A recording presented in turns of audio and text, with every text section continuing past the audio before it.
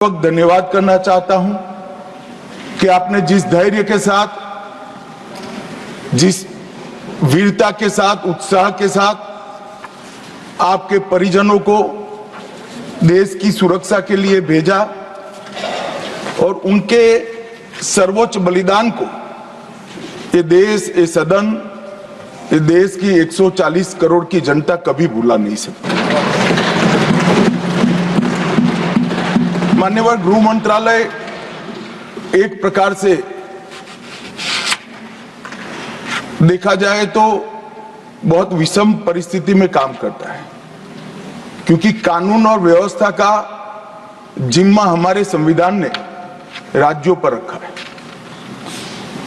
सरहदी सुरक्षा, आंतरिक सुरक्षा, ये सारे विषय गृह मंत्रालय के अंतर्गत आए और ये उचित ही निर्णय है, इसमें कोई बदलाव की जरूरत भी नहीं है। परंतु कानून और व्यवस्था का जिम्मेदारी जब राज्यों का होता है, तब अब 76 साल के बाद ऐसी परिस्थिति खड़ी हुई है कि कई प्रकार के क्राइम राज्य की सीमा तक सीमित नहीं होते, वो अंतर राज्य भी होते हैं, बहुराज्यीय गुनाह भी होते हैं, जैसे नारकोटिक्स है, साइबर क्राइम है, जैसे संगठित अपराध की गैंगे हैं, जैसे हवाला है। ये सारे अपराध कोई एक राज्य की सीमा में नहीं होते हैं और कई अपराध ऐसे होते हैं जो देश की सीमा के बाहर से भी हमारे देश में किए जाते हैं। और ये सबको देखते हैं तो समयानुकूल तरीके से गृह मंत्रालय में परिवर्तन होना बहुत जरूरी होता है। और मैं बहुत गर्व के साथ कहता हूं कि 10 साल में नरेंद्र मोदी जी ने कई सालों के परिवर्तन जो नहीं किया गया था उसको एक साथ कर राष्ट्रीय सुरक्षा को सुनिश्चित करने का काम किया। और जितने भी चैलेंजेस खड़े हुए थे, समयानुकूल परिवर्तन न करने के कारण वो सारी चुनौतियों को टेक्नोलॉजी का उपयोग कर दृढ़ राजनीतिक इच्छा शक्ति का उपयोग कर एक मजबूत विधायी खाका खड़ा कर और हमारे सुरक्षा कर्मियों का हौसला की बढ़ोतरी कर इसको भरने का प्रयास नरेंद्र मोदी जी के नेतृत्व में 10 साल में हुआ है। और मैं मानता हूं कि ये प्रयास के बाद भी कई चीजें ऐसी होती हैं जिनके बारे में कई सदस्यों ने मुद्दे भी उठाए हैं, मैं इसका भी जवाब दूंगा।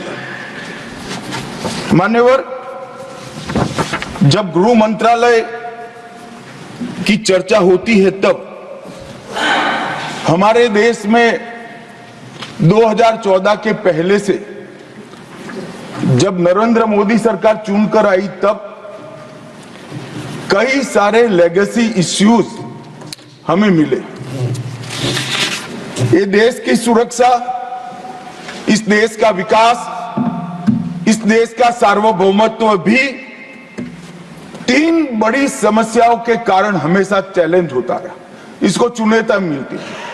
और ये 3 नासूर करीब 4 दशक से देश की शांति में खलल डालते रहे, देश की सुरक्षा पर सवालिया निशान लगाते रहे, देश के विकास के गति को अवरुद्ध करते रहे और देश की पूरी व्यवस्था को कई बार तो हास्यास्पद भी बना दिया।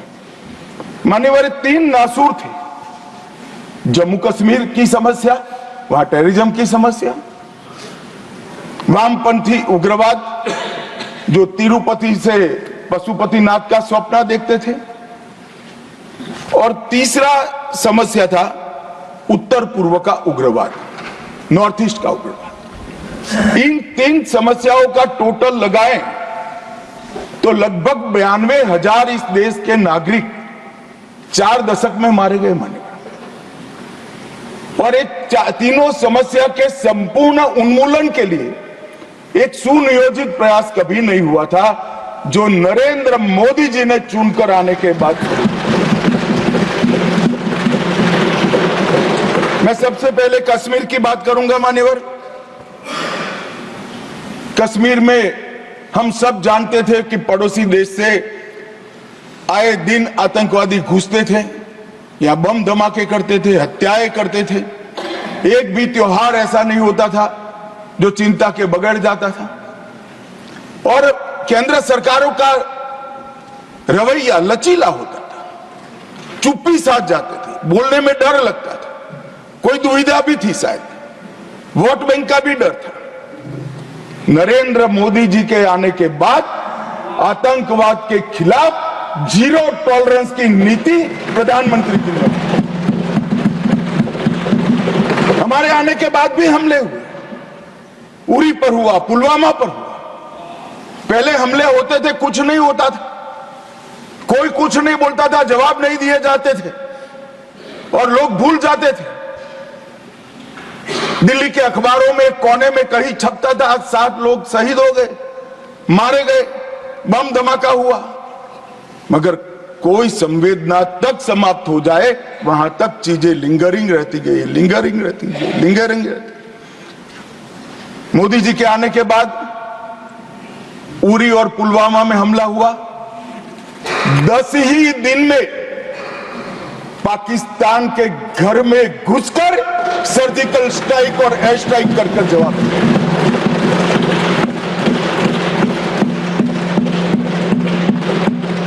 पूरे दुनिया में 2 ही देश ऐसे थे जो अपनी सीमा और सेना की सुरक्षा के लिए हमेशा सम्मान के साथ तत्पर रहते थे, इजराइल और अमेरिका।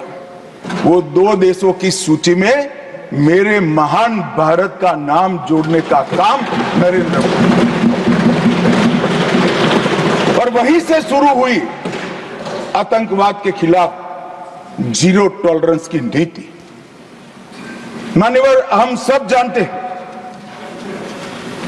धारा 370 कश्मीर के अलगाववाद का मूल था। हम भी कभी अलग हो सकते थे, ये भाव के बीच धारा 370 के अंदर डाले गए थे। मगर हमारे संविधान निर्माताओं का भी मैं बहुत मनपूर्वक धन्यवाद करना चाहता हूं, बड़े दूरदर्शी थे।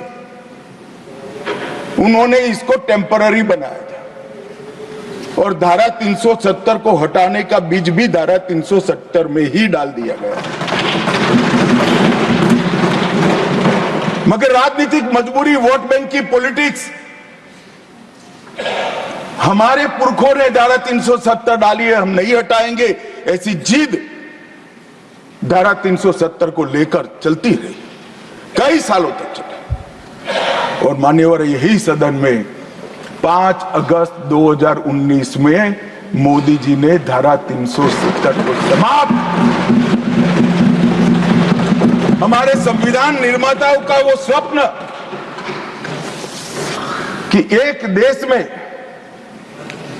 2 प्रधान, 2 विधान, 2 निशान नहीं होंगे, कैसे हो सकते हैं? देश में एक ही प्रधानमंत्री हो सकता है, देश का एक ही संविधान हो सकता है और देश का झंडा भी एक हो सकता है। कैसे एक देश में 2 विधान, 2 प्रधान, 2 निशान हो सकते? मगर चलाए गए, सालों तक चलाए गए और 5 और 6 अगस्त 2019 को इस देश में एक विधान, एक प्रधान और एक निशान का नया दौर, और वहीं से शुरू हुआ कश्मीर को हमेशा के लिए भारत के साथ एकरूप करने की प्रक्रिया।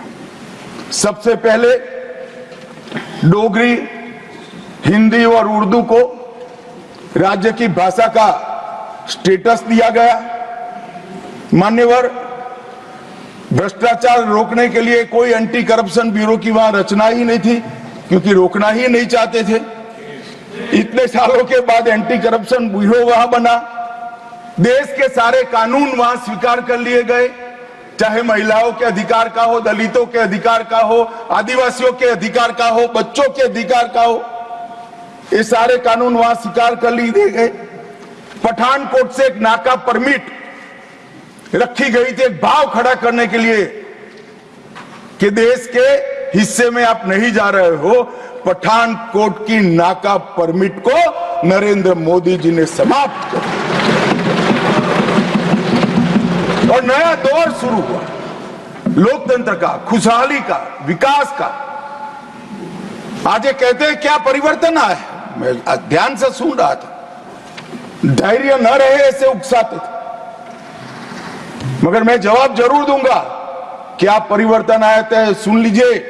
33 साल से आपके शासन में रात्रि के सिनेमा हॉल नहीं खुलते थे, सिनेमा हॉल ही नहीं खुलते थे हमारे शासन में। वहां 34 साल से मरहूम के जुलूस का, ताजिया का परमिशन नहीं था, हमारे समय में दिया गया। G20 की बैठक में दुनिया भर के डिप्लोमेट्स वहां शांति से गए, कश्मीर की संस्कृति, संगीत, खाना और कश्मीर की खूबसूरती को एंजॉय कर कर वो अपने अपने देश में वापिस गए। मान्यवर, इस देश में लाल चौक पर तिरंगा फहराने के लिए हम सब भी गए थे। प्रधानमंत्री और हमारे तत्कालीन राष्ट्रीय अध्यक्ष मुरली मनोहर जी के नेतृत्व में कश्मीर, कन्याकुमारी से कश्मीर यात्रा निकली थी। यहां से बहुत सारे लोग उसमें होंगे। मुझे मालूम है मान्यवर, हमें परमिशन नहीं मिल रही थी लाल चौक जाने की। जब जीत किया गया कि हम जाएंगे, जो भी परिणाम आए, सेना की रक्षा में वहां जाना पड़ेगा और आनंद फानन में ध्वजवंदन कर कर वापस आना पड़ा। वो ही लाल चौक पर हर घर तिरंगा में, एक भी घर ऐसा नहीं था जहां तिरंगा नहीं। श्रीनगर में फॉर्मूला 4 कार रेसिंग हुआ, वही लाल चौक पर कृष्ण जन्माष्टमी का महोत्सव रंग चंग के साथ मनाया गया। मां शारदा देवी के मंदिर में दशकों के बाद दीपावली और सरस्वती पूजन हुआ। खीर भवानी का ज्येष्ठ अष्टमी का महोत्सव 22 साल के बाद मनाया गया। और मान्यवर, सिर्फ 370 हटने से क्या होगा ये पूछते थे। इसके पीछे हमने कई सारे ऐसे कदम उठाए जिससे आतंकवादियों के साथ भारतीय बच्चों की जुड़ने की संख्या करीब करीब शून्य हो गई है। पूरे देश ने देखा होगा, 10 साल पहले आतंकवादियों का महिमा मंडन होता था, बड़े बड़े जनाजे के जुलूस निकलते थे।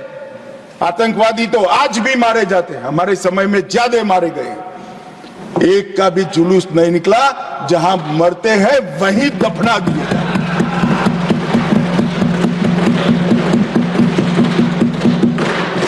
कोई आतंकवादी बन जाता था, उनके परिवारजन बड़े शौक से सरकारी नौकरी करते थे, तंत्र चलाते थे। हमने ढेर सारे आतंकवादियों के रिश्तेदारों को रूथलेसली सरकारी नौकरी से निकालने का काम किया और एक कठोर संदेश। बार काउंसिल में उनके समर्थक बैठे थे, केस नहीं कर सकते थे, हड़तालें हो जाती थी। जो समर्थक बैठे थे वो सभी या तो दिल्ली की जेल में है या श्रीनगर की जेल में है। मान्यवर, आतंकवाद और आतंकवादी दोनों के समर्थकों सरकारी रोजगार, पासपोर्ट देने में और गवर्नमेंट कॉन्ट्रैक्ट के लिए हमने बिल्कुल बैन कर दिया, हिम्मत के साथ किया और आज लोग नहीं जुड़ रहे।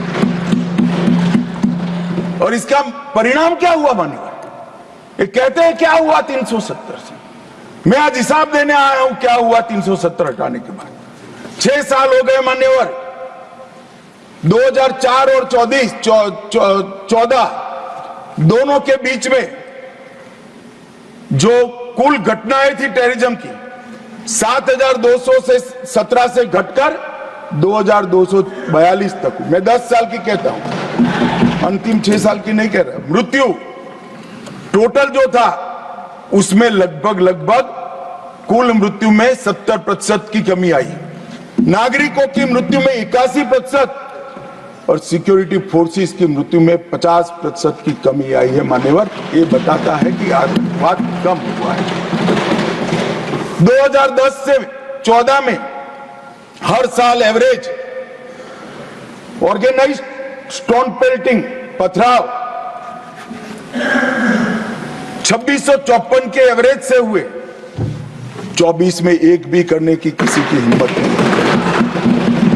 ऑर्गेनाइज्ड हड़ताल 132 हुई, आज किसी की हिम्मत नहीं है, एक भी हड़ताल नहीं होती है। स्टोन पेल्टिंग में नागरिकों की मृत्यु 112 और जख्मी 6000 हुए थे। अब स्टोन पेल्टिंग ही नहीं है तो मृत्यु या जख्मी होने का सवाल ही नहीं। मान्यवर, और इन कांग्रेस के शासन से किसी एक साल को पीक कर सबसे कम आंकड़े और भारतीय जनता पार्टी के शासन के एक साल में पीक कर सबसे कम आंकड़े इकट्ठा करते हैं तो 2004 का साल कांग्रेस के लिए सबसे अच्छा माना जाएगा, क्योंकि 2004 में अटल जी की सरकार गई थी। कुल घटनाएं उसमें 1517 हुई थी। ध्यान से सभी सदस्य सुने, ऐसा मेरा विनंती। 2004 में कुल घटनाएं 1587 हुई थी, 24 में कुल घटनाएं सिर्फ 85 हुई। नागरिकों की मृत्यु 2004 में 733 हुई थी, 2024 में सिर्फ 26 हुई। सिक्योरिटी फोर्सेस का मृत्यु 331 हुआ था और 2024 में 31 हुआ है। मान्यवर, ये परिवर्तन आया है। और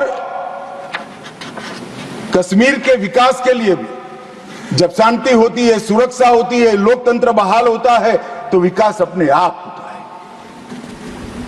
मगर कई सालों से कश्मीर की तिजोरी खाली थी। नरेंद्र मोदी जी ने 2015 में 80,000 करोड़ की 63 परियोजनाओं को जम्मू कश्मीर लद्दाख के लिए अप्रूव किया। और मान्यवर, मैं बताने आया हूं, मेरे खर्च का हिसाब कुछ लोग पूछ रहे थे, अरे भाई थोड़ा कम हुआ होगा, हमने तो रखने का हिम्मत तो किया, आपके समय में तो खर्च का प्रोविजन भी नहीं कर सकते क्योंकि ऐसी स्थिति ही नहीं। मगर ऐसा नहीं है, खर्च नहीं हुआ है। 80,000 करोड़ में से 51,000 करोड़ का खर्च मान्यवर समाप्त हो चुका है और 63 में से 53 परियोजनाएं पूरी तरह से क्रियान्वित हैं।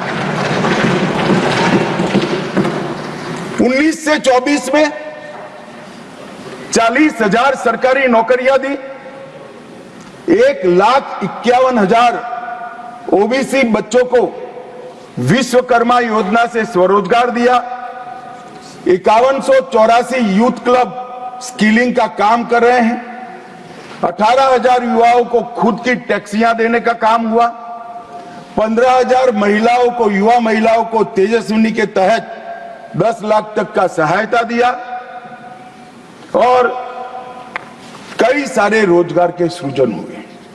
मान्यवर, एकदम आकर्षक उद्योग नीति लाकर आज कई सालों के बाद कश्मीर में इन्वेस्टमेंट का माहौल खड़ा हुआ है। 12,000 करोड़ का इन्वेस्टमेंट जमीन पर उतरा है, 12,000 करोड़ का इन्वेस्टमेंट जमीन पर उतरा है और 1,10,000 करोड़ के MOU अभी क्रियान्वयन है।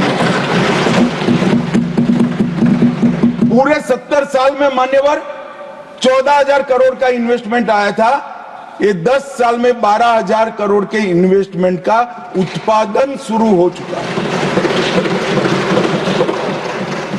पर्यटन फिर से शुरू हो गया, परवान भी चढ़ा।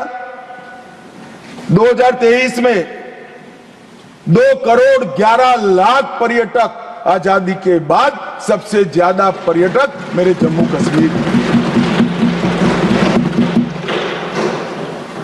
पर्यटन के क्षेत्र में 250 करोड़ का निजी निवेश हुआ है।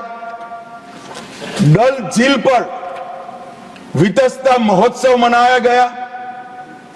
डल झील में क्रूज बोट का शुभारंभ किया गया और यहां पर लोकतंत्र की दुहाई देते हैं। उनके शासन में मान्यवर पूरे कश्मीर में लोकतंत्र के नाम पर 90 विधायक और 6 सांसद हुआ करते थे। इतने बड़े कश्मीर में जनप्रतिनिधि 90 विधायक और 6 सांसद। अब 34,262 जनप्रतिनिधि चुने हुए कश्मीर में है। ग्राम पंचायत भी है, तहसील पंचायत भी है, जिला पंचायत भी है, म्यूनिसिपैलिटी है, म्यूनिसिपल कॉर्पोरेशन भी है, विधानसभा भी है और संसद सदस्य भी है। 370 की आड़ में इसको बंद कर रखा। चिट्ठियों से जनप्रतिनिधि बनते थे, अब चुन कर आते हैं मान्यवर। और ब्लॉक विकास परिषद के चुनाव में 98.3% मतदान। अभी अभी लोकसभा का चुनाव हुआ 2024 में, एक भी गोली नहीं चली। गोली छोड़ो साहब, बूथ के रैगिंग की एक भी फरियाद भी नहीं हुई है पूरे जम्मू कश्मीर। एक जमाने में दिल्ली से गए हुए आका सिर्फ सर्टिफिकेट विजेता का लेकर जाते थे, जनता घरों में दरी की दरी बैठ जाते। आज 98% लोग वोट डालते हैं और एक भी बूथ के रैगिंग की फरियाद भी नहीं होती है, गोली भी नहीं चलती है, धमाका भी नहीं। कश्मीर के अंदर लोकतंत्र की नींव पहली बार डालने का काम किया तो इतिहास में सम्मान हमारे प्रधानमंत्री श्री नरेंद्र मोदी।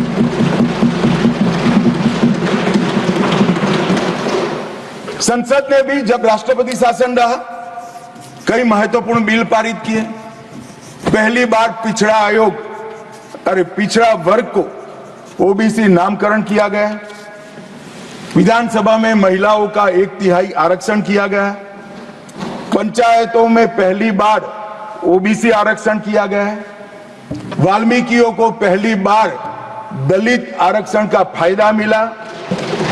एसटी में कुली, पद्दारी, जनजाति, पहाड़ी ये सारे समूहों को, गुर्जरों को जोड़ने का काम भी हमने किया। गुर्जर बकरवाल भाइयों के लिए 10% अलग आरक्षण दिया और कश्मीरी पंडितों के विस्थापित को भी 2 सीट का रिजर्वेशन देने का काम ये भारतीय जनता पार्टी की सरकार है। मान्यवर विकास, आज जम्मू विजयपुरम में 1600 करोड़ का एम्स है। अवंतीपुरा में 1828 करोड़ से बन रहा है। आईआईटी जम्मू में, आईआईएम जम्मू में, निफ्ट श्रीनगर में है। मेडिकल कॉलेज पहले 4 थे, अब 15 है। नर्सिंग कॉलेज 15 और बनी है। एमबीबीएस की सीटें 500 थी, इसमें 800 हमने जोड़ी है और पीजी की सीटें 667 थी, उसमें 297 नई जोड़ी गई। और नर्सिंग की सीटें मान्यवर 220 थी, इसको 2000 करने का काम भारतीय जनता पार्टी। और दुनिया देखती रह जाए। दुनिया के कई लोग उसको इंजीनियरिंग एडवेंचर मानते हैं। ऐसे इंफ्रास्ट्रक्चर के काम भी जम्मू कश्मीर में हुए। 9.25 किलोमीटर की बनिहाल सुरंग बनी। विश्व का सबसे बड़ा रेल ब्रिज चिनाब नदी पर जम्मू कश्मीर में बना। रेल नेटवर्क को उधमपुर, श्रीनगर, बारामुल्ला रेल लिंक से घाटी तक पहुंचाया गया। जोजिला सुरंग, जैडमोर सुरंग और मजबूती से हमारे इंफ्रास्ट्रक्चर को मजबूत करेगी। भारतीय सेना की रसद को भी क्षतिपूर्ति करेगी। जम्मू के लिए सेमी रिंग रोड बनाया। अखनूर पुंछ सड़क निर्माणाधीन है और 11,000 सर्किट किलोमीटर की नई एचटी लाइनें डालने का काम भी मान्यवर जम्मू हिसाब मांगते हैं। क्या हुआ 370 साहब? हिसाब तो इनको दिया जाता है, नजारा तो उनको दिखाया जा सकता है जिनकी नजरें साबुत हो। जो काला चश्मा पहनकर आंखें मूंद कर बैठते हैं उसको विकास नहीं दिखा सकते। किसी सदस्य ने ठीक ही कहा था, पैदल यात्रा निकाली, कश्मीर तक गए, अपने कार्यकर्ताओं के साथ बर्फ की होली भी खेले और कहे कि मुझे दूर से आतंकवादी दिखाई पड़ा था। अरे भाई, नजर में ही आतंकवादी है तो आपको सपने में भी आएगा और कश्मीर में भी दिखाएगा। हम तो दिखाई देते ही सीधा दो आंखों के बीच में गोली मारते हैं, मान्यवर, दो आंखों। हमारी सरकार ना आतंकवाद को सह सकती है ना आतंकवादियों को सह सकती। कोई जगह नहीं है देश में अब देश के नागरिकों के साथ खून की होली खेलने वाले। मान्यवर, दूसरी समस्या थी वामपंथी उग्रवाद। वामपंथी उग्रवाद अभी अभी किसी ने भाषण किया कि राजनीतिक समस्या है। अब मुझे तो इस सोच पर ही दया आती है। विकास की दृष्टि से पिछड़े हुए कई जिले हैं, कई तहसीलें हैं। सबको मालूम है लंबे कालखंड के बाद हम आजाद हुए। कोई भी सरकार हो, भले कांग्रेस की ही थी, मगर कोई 5-25 साल में सब जगह विकास नहीं पहुंचा सकते। हम पहुंचा रहे हैं अब सब जगह, मगर छूट गया होगा कोई बार। तो इसका मतलब ये नहीं कि हम देश की व्यवस्था को ही न माने, संविधान को ही न माने और सरकार लाचार बनकर देखती रहे। हजारों लोग बलि चढ़े। हिम्मत देखे साहब,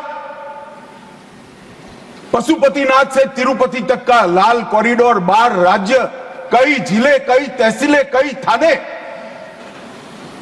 कब्जे कर दिए, पूरी व्यवस्थाएं समाप्त कर दी, पैरेलल करेंसी चलाई, पैरेलल स्टैंप पेपर चलाए,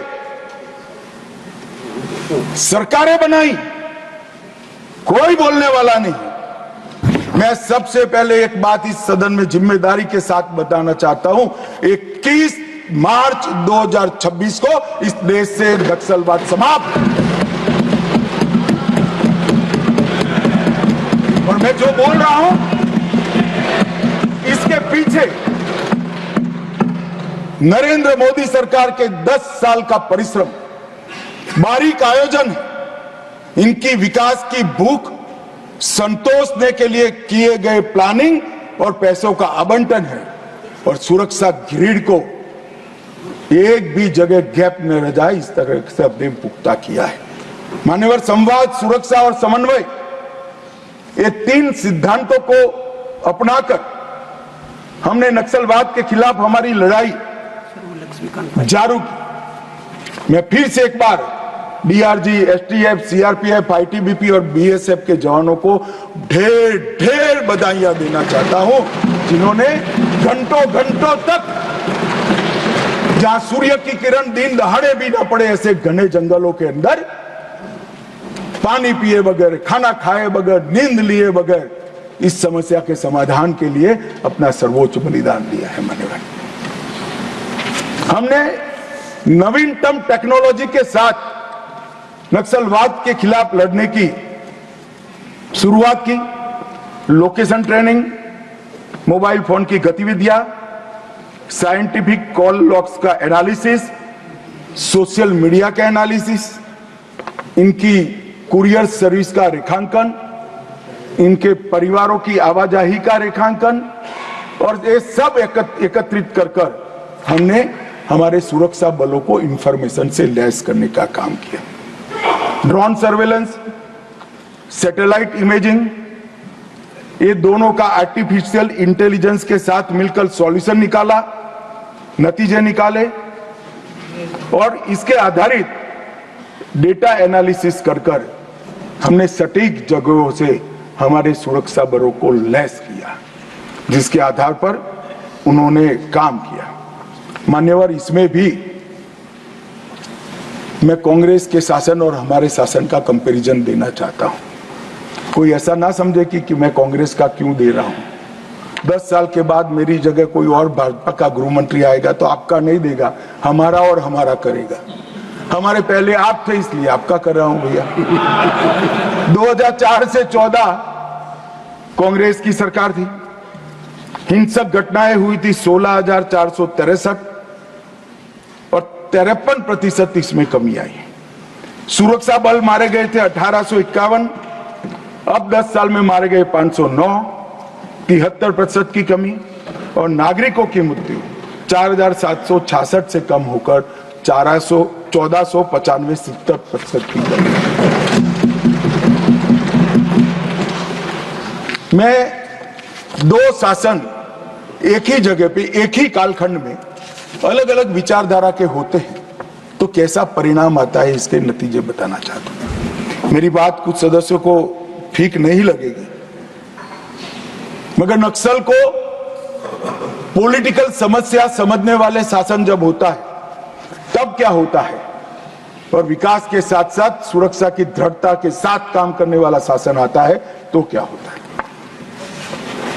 2023 दिसंबर में छत्तीसगढ़ में शासन बदला, भाजपा की सरकार है। इसके बाद मान्यवर एक ही साल में 380 नक्सली मारे गए, इसमें कल के 30 जोड़ना बाकी। 1045 और 1194 गिरफ्तार हुए और 1045 सरेंडर कर गए और टोटल 2619 संख्या में कमी आई। मान्यवर 2619, और ये सब करने में सुरक्षा बलों की हताहत 26 है, 26। मान्यवर एक उदाहरण है, यही छत्तीसगढ़ था, यही पुलिस थी, यही सीआरपीएफ थी, यही भारत सरकार थी, सिर्फ वहां सरकार कांग्रेस की। भाजपा सरकार आई, एक ही साल के अंदर 2619 नक्सलियों की फौज या तो सरेंडर कर गई, या तो अरेस्ट हुई, या तो मारी। ये अप्रोच का सवाल है मान्यवर, सुरक्षा की ग्रिड मजबूत करने का सवाल। कांग्रेस के शासन में कुल 2014 तक 66 फोर्टिफाइड पुलिस स्टेशन थे, इसमें से 32 अटल जी की सरकार में बने थे, और मोदी सरकार ने 10 वर्ष में 66 के बनाम 612 फोर्टिफाइड पुलिस स्टेशन बनाए।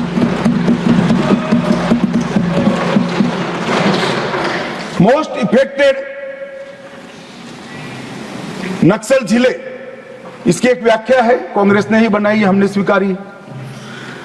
2014 में 126 थे, अब उसमें से 12 बचे हैं, और मैं कह चुका हूं 31 मार्च 26 को मैं शून्य लेकर यहां।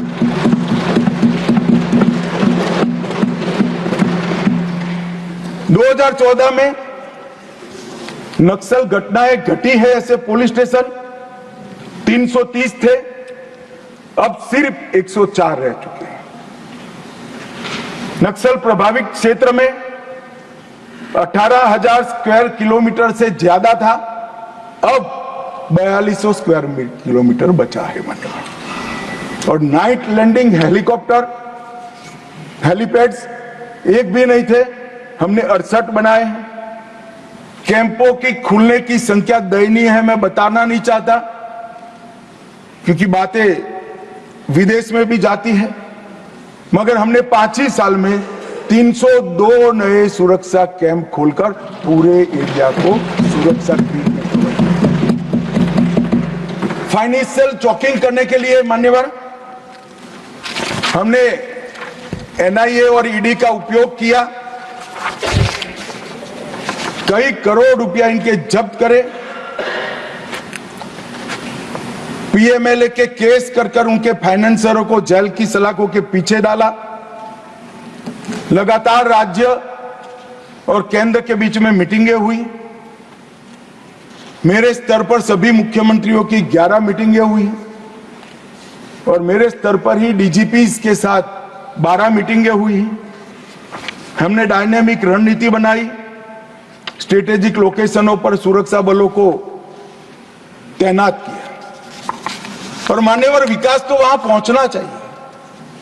हमने बजट को भी 300% बढ़ाने का काम किया है। मान्यवर 14 से 24 में 11,503 किलोमीटर हाईवे बनाए, 20,000 किलोमीटर ग्रामीण सड़कें बनाई। पहले चरण में 2343 मोबाइल टावर लगाए, दूसरे चरण में 2542 मोबाइल टावर लगाए और 4000 मोबाइल टावर लगाने का काम अभी चल रहा है। पूरा नक्सल एरिया अब मोबाइल कनेक्टिविटी से लैस ये दिसंबर के पहले हम कर देंगे। मानेगा निर्मला जी और अश्विनी भाई यहां बैठे हैं। नक्सल प्रभावित जिलों में 1007 बैंक की शाखाएं ये सिर्फ 5 साल में खोलने का काम हुआ है। 937 एटीएम बनाए और 5,731 डाकघर बैंकिंग सेवा के साथ खोलने का काम भारतीय जनता पार्टी ने। 48 के 48 जिलों में कौशल विकास योजना पहुंची। एनआईए का एक मजबूत वर्टिकल बना। 1143 वहीं से ही आदिवासी युवाओं को भर्ती कर सुरक्षा बलों में लिया और हमने 6 नए हेलीकॉप्टर वहां जवानों के रेस्क्यू और रिहेबिलिटेशन के लिए बनाए। इंजर्ड होते ही इसको अस्पताल में लिया जाए, जो रात को भी उठ सकते। और इसका परिणाम यह हुआ कि आज नक्सलवाद धीरे धीरे सिमटता जा रहा है। मान्यवर, और मैं इतना कहना चाहता हूं कि जो मारे गए हैं उसमें बहुत सारे इनके प्रमुख नेता हैं। इसके कारण उनका पूरा आंदोलन चरमरा गया है, एकदम चरमरा गया है। और कई सारे करोड़ों के रुपया के इनाम थे, ऐसे लोग सरेंडर भी हो गए। मारे गए जोनल कमेटी के मेंबर 1, सब जोनल कमेटी के 5, स्टेट लेवल कमेटी के 2, डिविजनल कमेटी के 31 और 59 एरिया कमेटी के मेंबर मारे गए। मान्यवर, ये आंकड़ा कभी भी आत्मसमर्पण के लिए भी हम लचीली पॉलिसी लेकर आए और जो लोग हमारी सरकार की घोषणाओं के पीछे मखौल उठाते कि कई सरकारें बदल गई, कुछ नहीं हुआ, मैं बड़े आनंद और विश्वास के साथ कहना चाहता हूं, ये सरकार के रहते ही ये देश नक्सल समस्या से मुक्त हो जाएगा। मान्यवर, इसमें किसी को सरकार जब इच्छा होती है तो बहुत कुछ होता है, मगर इच्छा होना बड़ा महत्वपूर्ण होता है। मान्यवर, नॉर्थ ईस्ट की समस्या को भी कमोबेश हम समाप्त करने के कगार पर है। मान्यवर, वहां पर भी हिंसक घटनाओं में 70% की कमी, हताहत सुरक्षा बलों में 72% की कमी और हताहत नागरिकों की संख्या में 85% की कमी है। हमारी सरकार आने के बाद हमें सब हथियारी ग्रुपों से बातचीत की। मान्यवर, 19 से अब तक 12 महत्वपूर्ण शांति समझौते किए। 2020 में NLFD के साथ, 21 में ब्रू रियांग के साथ, 22 में कार्बी के साथ, 2022 में आदिवासियों के साथ, आदिवासी संगठनों के साथ, 2022 में असम मेघालय अंतरराज्यीय सीमा का समझौता, 2023 में DNLA, UNLF और उल्फा का समझौता, असम और अरुणाचल प्रदेश का अंतरराज्यीय सीमा का समझौता, 24 में त्रिपुरा के साथ समझौता, NLFT और ATTF के साथ समझौता। कुल मिलाकर मान्यवर 10,900 युवा हथियार डालकर मेन स्ट्रीम में आए हैं। मैं अभी बोडोलैंड जाकर आया हूं। मान्यवर, हजारों युवा आज विकास के रास्ते पर चल पड़े हैं, अपनी ही बोडो मातृभाषा में पढ़ते हैं, अपना ही धर्म अनुसरित करते हैं और विकास के काम। ये बोडोलैंड का समझौता जब हुआ तब सब मजाक उड़ाते कि समझौते धरे के धरे रह जाएंगे। आज मैं कार्यक्रम देख कर आया हूं, मोदी जी गए, 5 लाख बोडो युवा, वृद्ध, अबला, नागरिक सब। मैं कुछ दिन पहले ही बोडोलैंड जाकर आया हूं मान्यवर, परिस्थिति बदल गई है। आसाम के अंदर 5 लाख करोड़ का इन्वेस्टमेंट का MOU होता है। एक आसाम के अंदर इंडस्ट्री एक जमाने में स्वप्न माना जाता था, आज वहां पर शांति है मान्यवर। अब सपा की परिधि को भी 70% तक हमने कम कर दिया है। और मान्यवर, ब्रू पुनर्वास समझौता जो है, मैं सदन का ध्यान जरूर देना चाहता हूं, क्योंकि अपने ही देश में मिजोरम से भागकर त्रिपुरा में बिल्कुल दयनीय जीवन जीने वाले अपने ही आदिवासी भाई थे मान्यवर। एक घर में, एक झोंपड़ी में, घर तो क्या होता है, एक झोंपड़ी में 18 लोगों का परिवार रहता था मान्यवर। और राहत के नाम पर यहां से पर व्यक्ति 2 किलो चावल जाता था। हमने सबके सब 37,000 ब्रू रियांग परिवारों को 150 यार्ड का घर दिया, एक सामुदायिक भवन दिया, स्कूल दी, हेल्थ केयर का एक पास में ही दवाखाना दिया, और सभी घरों से 2 युवाओं को स्किलिंग कर आज उनको स्वरोजगार की दिशा में आगे बढ़ा रहे हैं। मैं 8 महीने पहले वही क्षेत्र को देखकर आया हूं जो मैंने 5 साल पहले देखा था। आसमान जमीन का फर्क पड़ा है। और सारे ब्रू रियांग भाई दोनों हाथ जोड़कर अपने ईश्वर से नरेंद्र मोदी को दुआ देते थे, मांगते थे कि भगवान भला करे। ये 6,935 परिवार, 37,584 लोग, उनको नर्क के जीवन से बाहर निकालने का काम नरेंद्र मोदी सरकार ने किया है।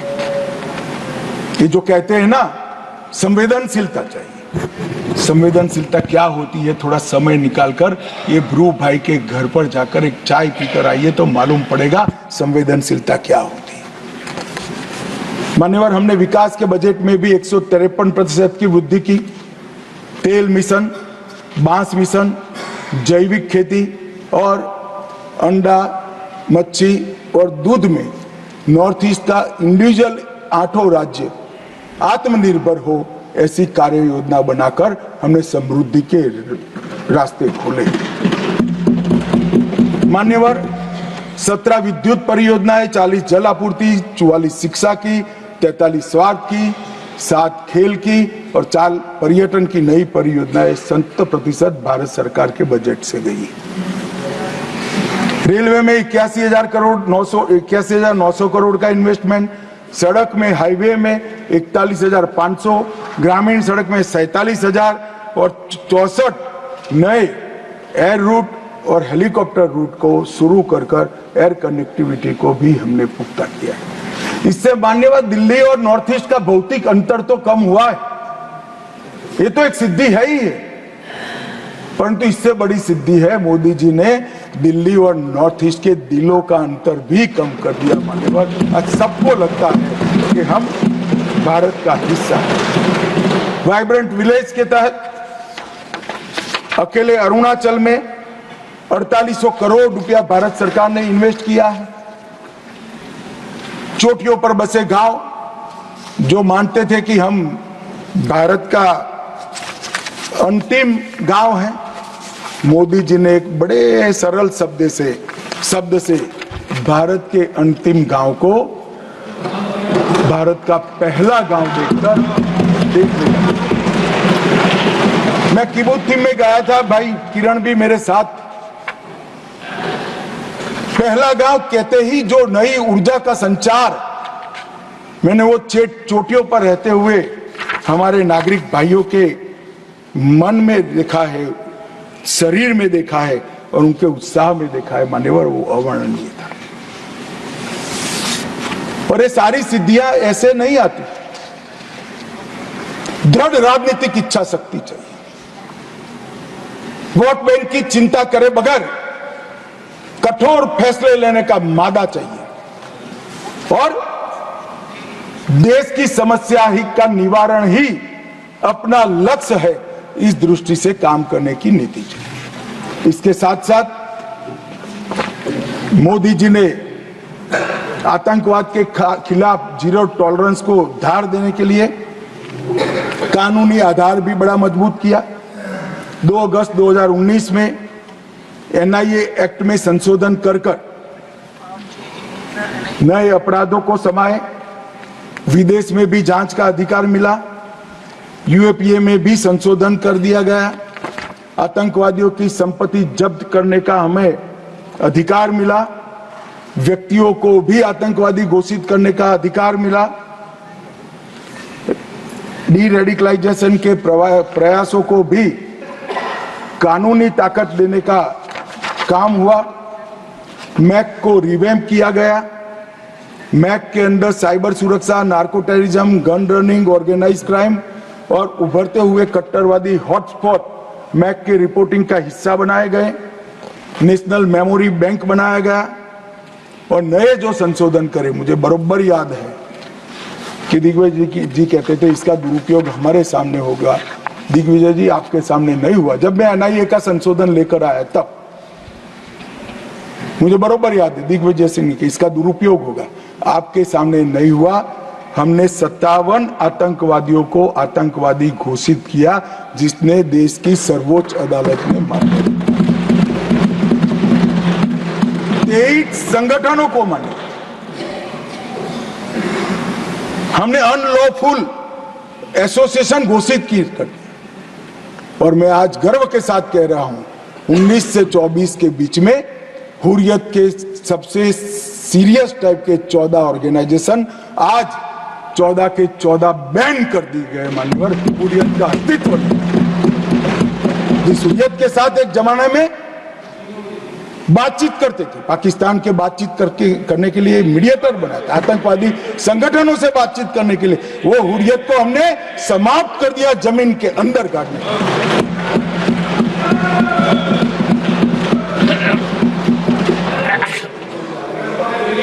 मान्यवर, पीएफआई पूरा सदन जानता है, यहां बैठे या वहां बैठे सब मानते कि पीएफआई आने वाले दिनों में देश के लिए बड़ा खतरा था,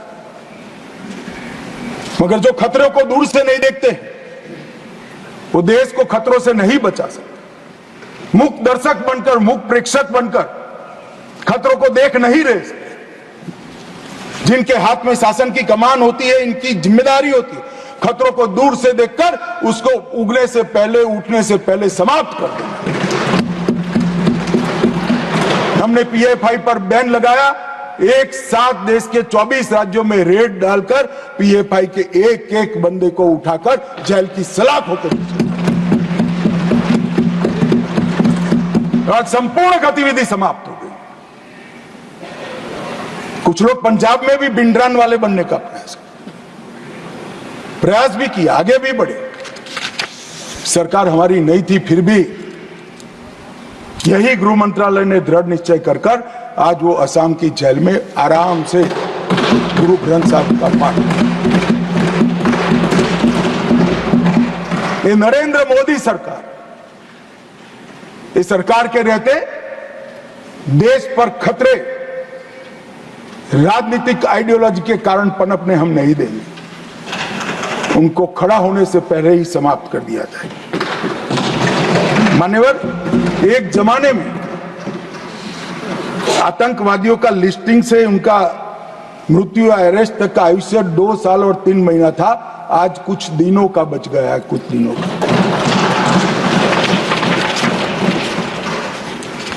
हमने 15 सूत्रीय इंटीग्रेटेड योजना बनाई, जिसमें जिहादी आतंकवाद के लिए नॉन प्रॉफिट ऑर्गेनाइजेशन और हवाला, इस पर तवाई की।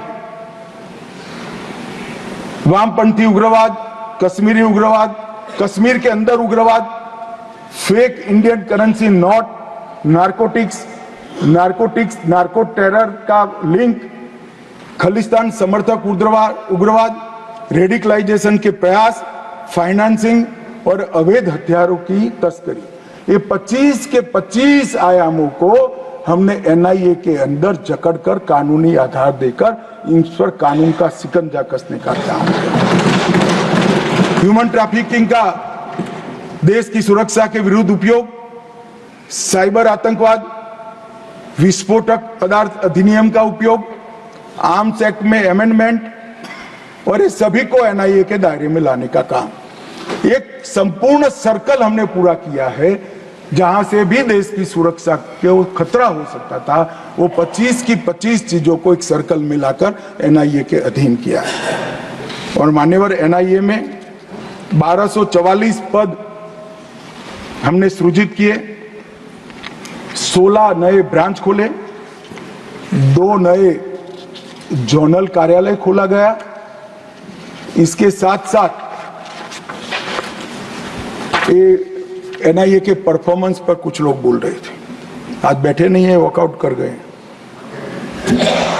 652 मामले, जब यूएपीए लगता है तक एक ट्रिब्यूनल भी होती है और सुप्रीम कोर्ट तक केस जाता है कि यूएपीए लगाया वो ठीक है या नहीं है।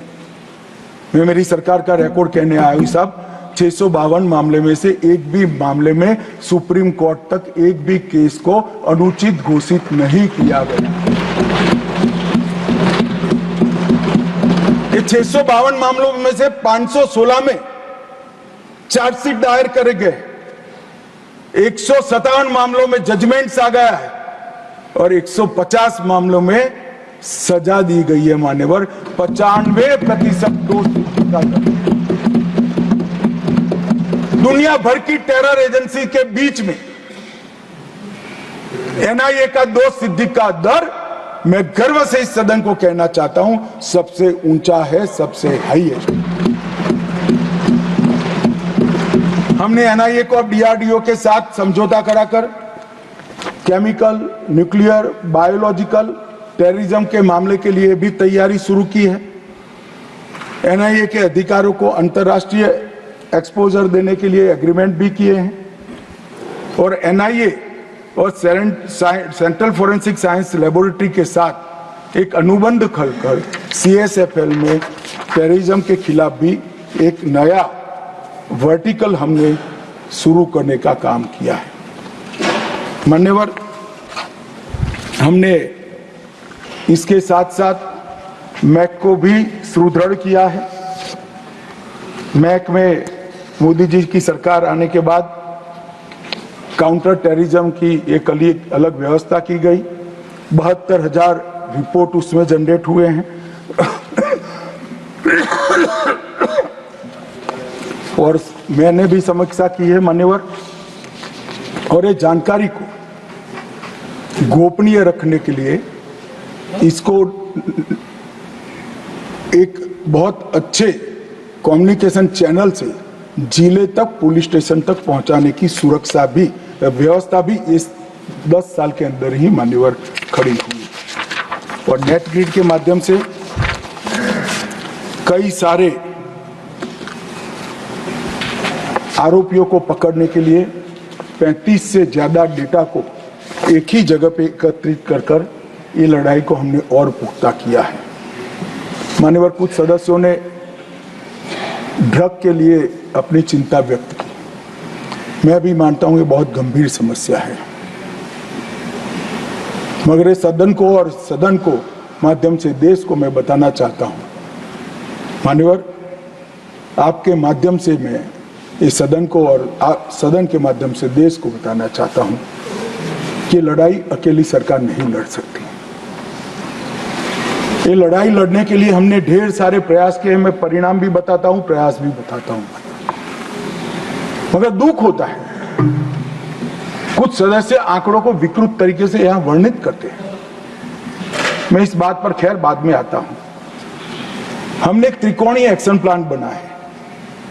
ड्रग की सप्लाई चेन पर रुथलेस अप्रोच के साथ हमला करना, डिमांड रिडक्शन के लिए एक स्ट्रेटेजिक अप्रोच अपनाना, और हार्म रिडक्शन के लिए ह्यूमन अप्रोच का। हमारी सरकार की नीति है, जो ड्रग लेता है वो तो ये समस्या का विक्टिम है। गुनहगार कौन है? गुनहगार ड्रग का व्यापार करने वाला है। मान्यवर, इस पर ये हमारा है। हमने whole of government, whole of nation approach अपनाया है।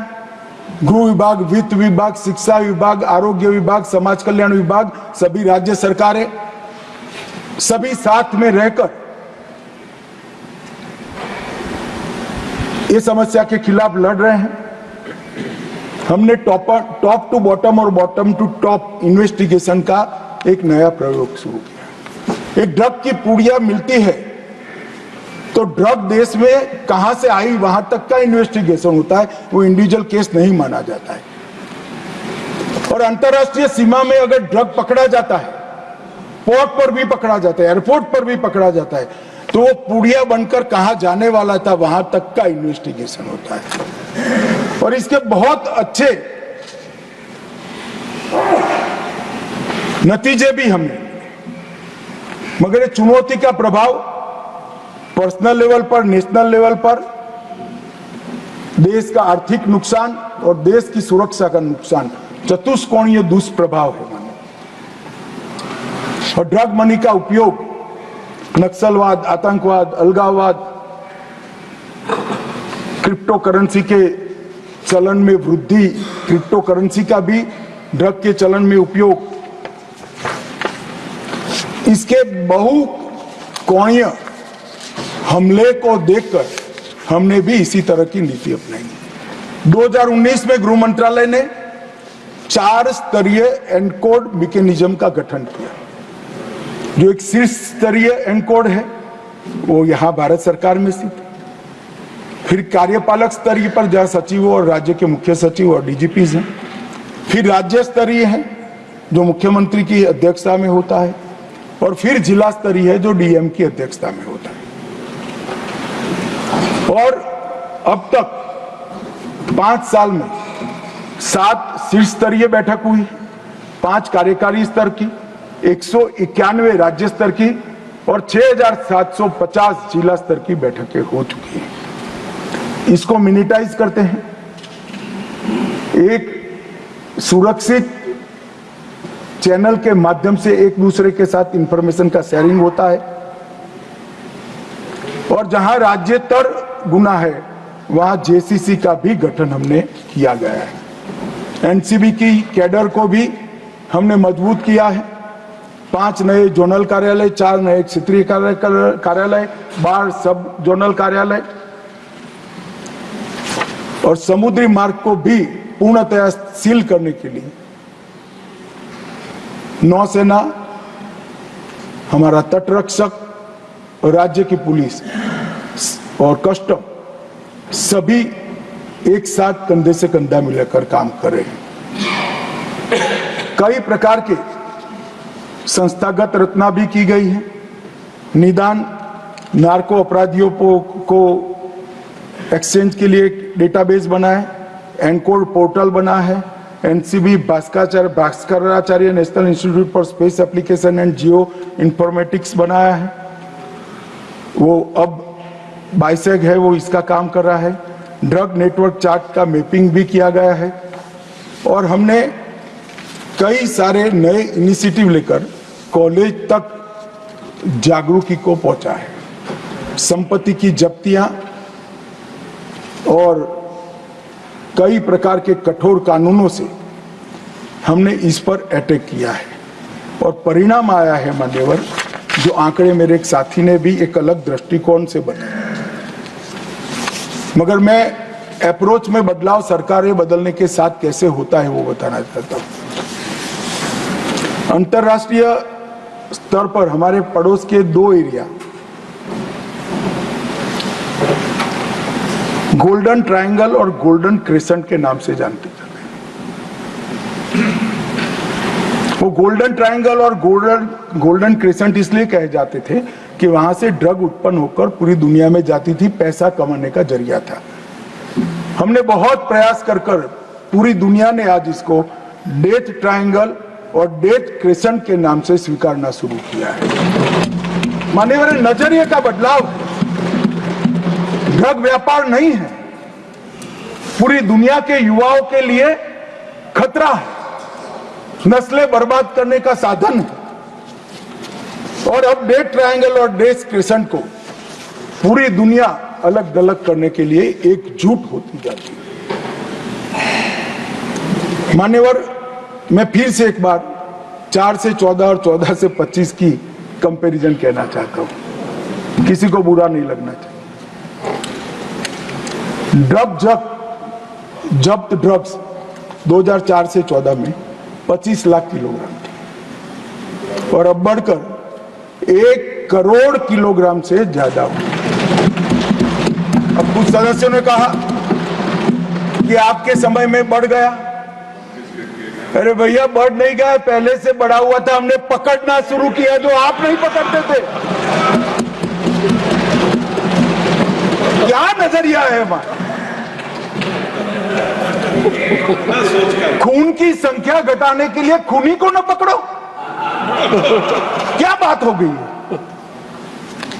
हमने ड्रग ज्यादा पकड़ा तो हमें कहते हैं आपके समय में बढ़ गया। अरे बढ़ नहीं गया है, रोका भी हमने है, समाप्ति हम ही कर देंगे। और सब क्वालिटी ऑफ ड्रग 4 से 14 में 40,000 करोड़ का ड्रग पकड़ा गया और अब 1,50,000 करोड़ रुपए का ड्रग। क्योंकि ये जो एडकोर की सिस्टम बनी है, हमने इन्वेस्टिगेशन की पद्धति में बदलाव किया, मान्यवर, इसका परिणाम। और गत 5 साल में 14,000 करोड़ से अधिक का 23,000 किलो सिंथेटिक ड्रग भी हमने नष्ट कर दिया मान्यवर। और डिस्पोज पकड़ा हुआ उनका हमने जलाया। इन्होंने 10 साल में 3,36,000 करोड़ का केजी ड्रग्स जलाया, हमने 31 लाख केजी ड्रग जलाया।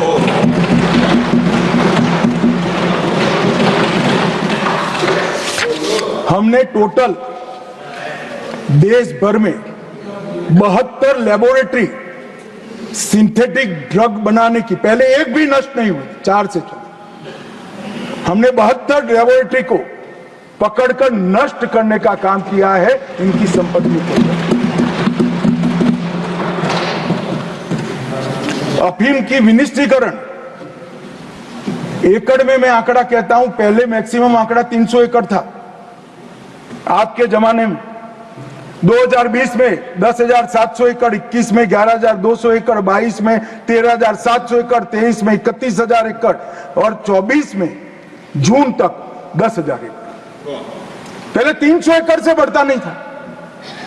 हमने ड्रोन का उपयोग कर सैटेलाइट का उपयोग कर अफीम की खेती को नष्ट किया। अफीम ही नष्ट कर देते हो तो न बचेगा बांस, न बनेगी बांसुरी।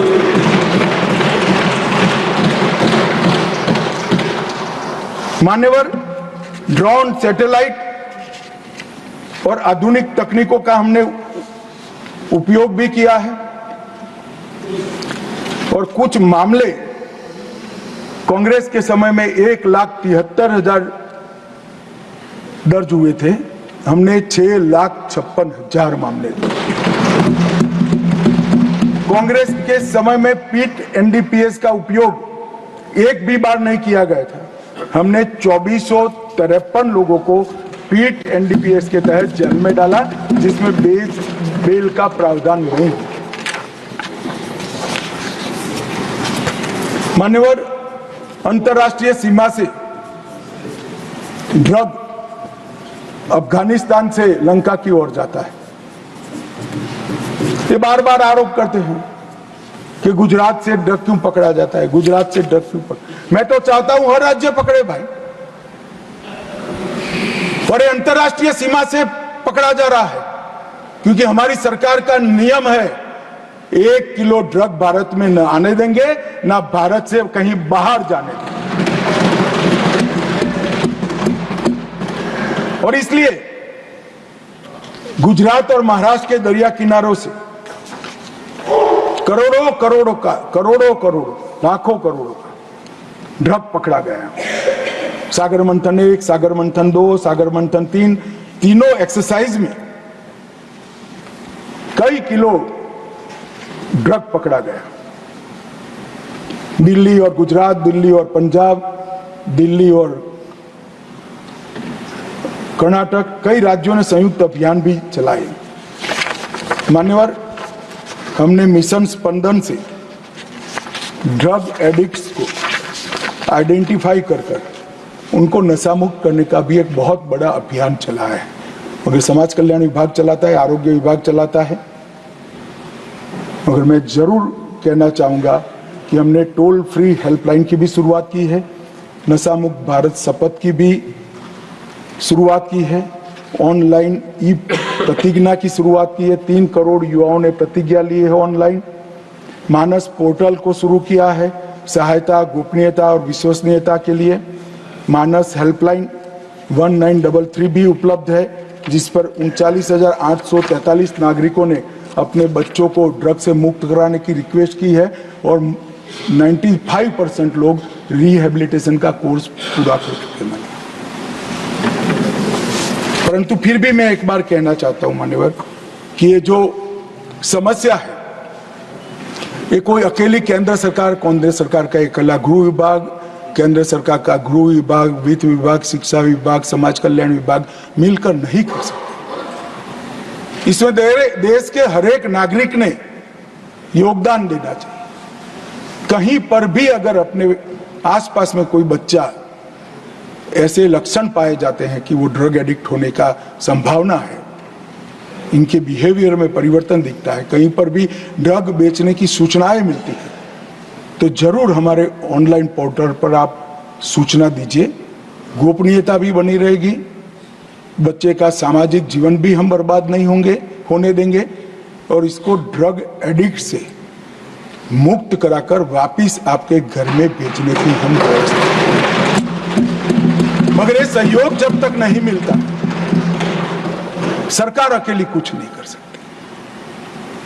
परंतु ये सुनिश्चित है कि ड्रग के कारोबार से पैसा कमाने वाले, ड्रग में कमाए हुए पैसे को आतंकवाद की गतिविधियों में भेजने वाले किसी को बख्शा नहीं जाएगा। और मान्यवर, एक ड्रोन का जिक्र हुआ, मैं ये भी सदन को कहना चाहता हूं, हम बहुत नजदीक एक कंप्लीट ड्रोन रोधी सॉल्यूशन के प्राप्त करने में।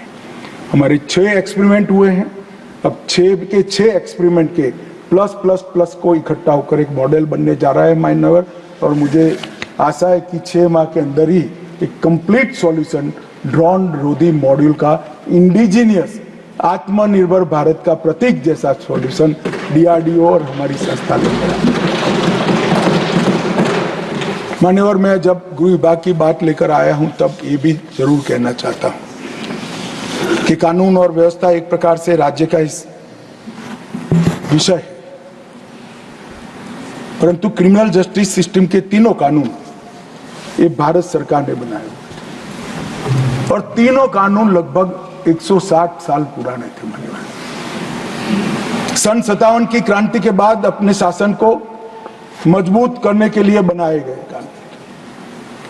उसमें कहीं नागरिक की चिंता नहीं, नागरिक के शरीर की चिंता नहीं थी, संपत्ति की चिंता नहीं थी, सम्मान की भी चिंता नहीं थी, सरकार को सुरक्षित रखने की चिंता थी। और दुर्भाग्य देखिए इस देश का कि 75 साल तक अंग्रेजों के बनाए हुए कानून, अंग्रेज की पार्लियामेंट ने बनाए हुए कानून, अंग्रेज सरकार को मजबूत करने के लिए बनाए गए कानून ऐसे ही चलते रहे। हम सब जिम्मेदार हैं। परंतु प्रधानमंत्री जी ने पंच प्रण की घोषणा लाल किले से की, गुलामी के प्रतीकों से मुक्ति का आह्वान किया देश का, और मान्यवर 1 जुलाई 2024 से 3 नए आपराधिक कानून भारतीय न्याय संहिता 2023, भारतीय नागरिक सुरक्षा संहिता 2023 और भारतीय साक्ष्य अधिनियम 2023 इस देश की संसद ने पारित किए हुए कानून था।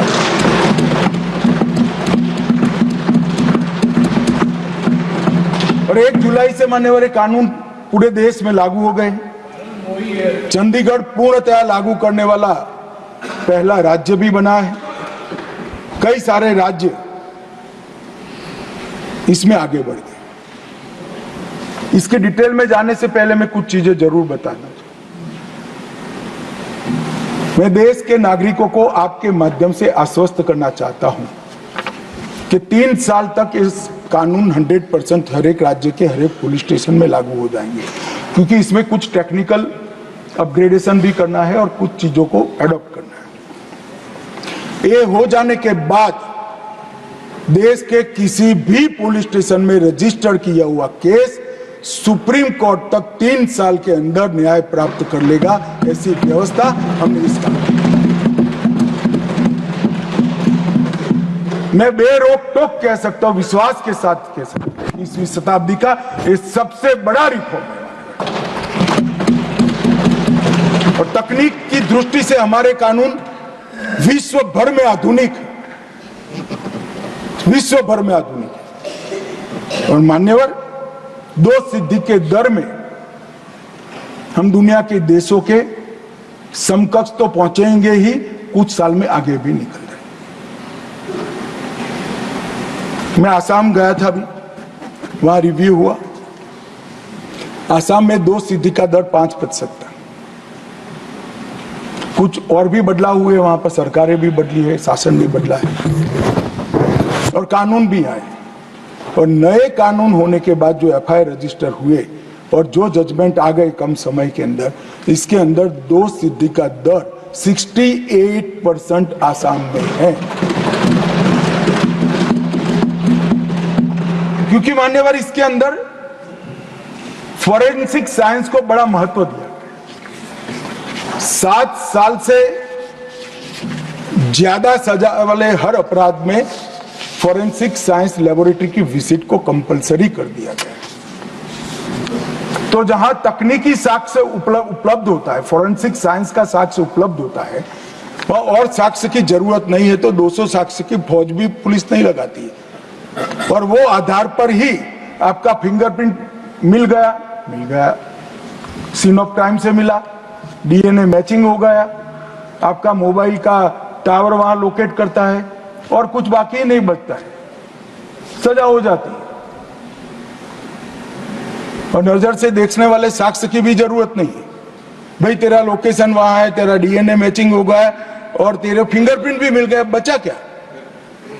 और कई ऐसे दोष सिद्ध हो चुके हैं। पटने में ही एक ट्रिपल मर्डर केस 46 दिन में सॉल्व हो गया और 100 दिन के अंदर उनको आजीवन कैद की सजा भी।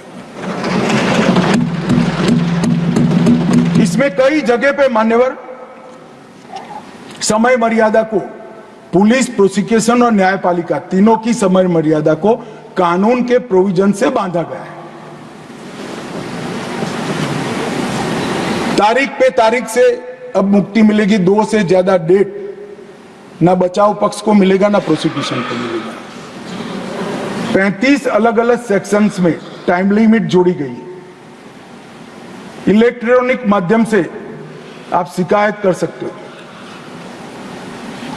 पहली सुनवाई के 60 दिन के अंदर आरोप तय करने हैं।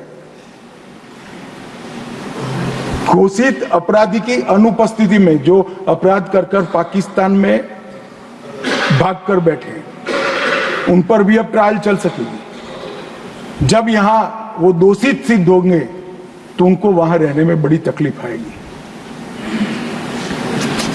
आपराधिक मामलों के मुकदमे की समाप्ति के बाद न्यायालय को सिर्फ 45 दिन में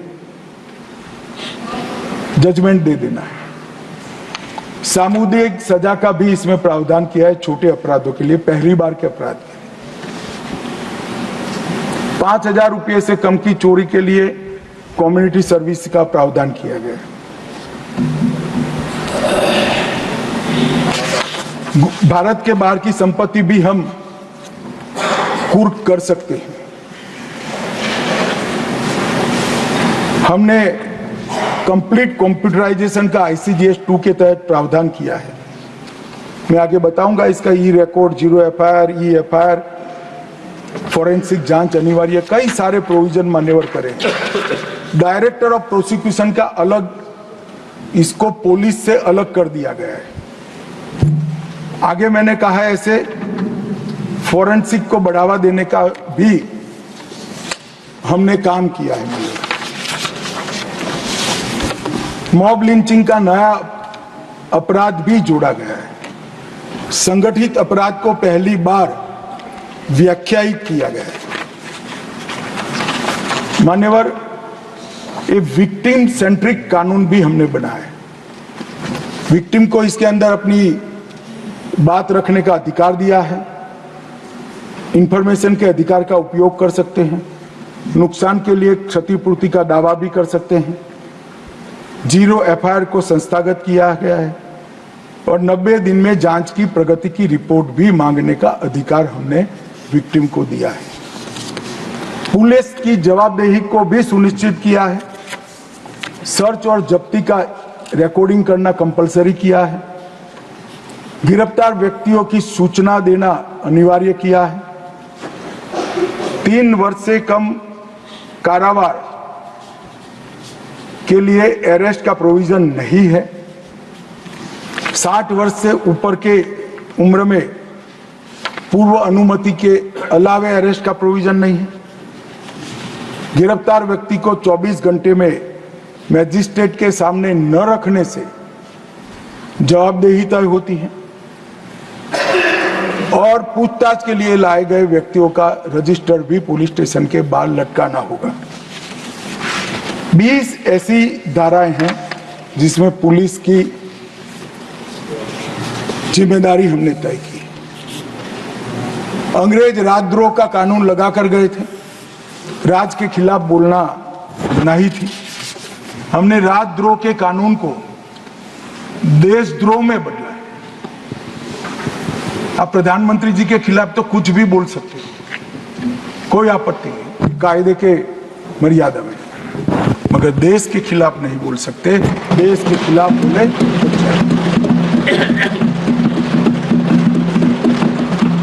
आज तक आतंकवाद की व्याख्या ही नहीं बनाई गई थी।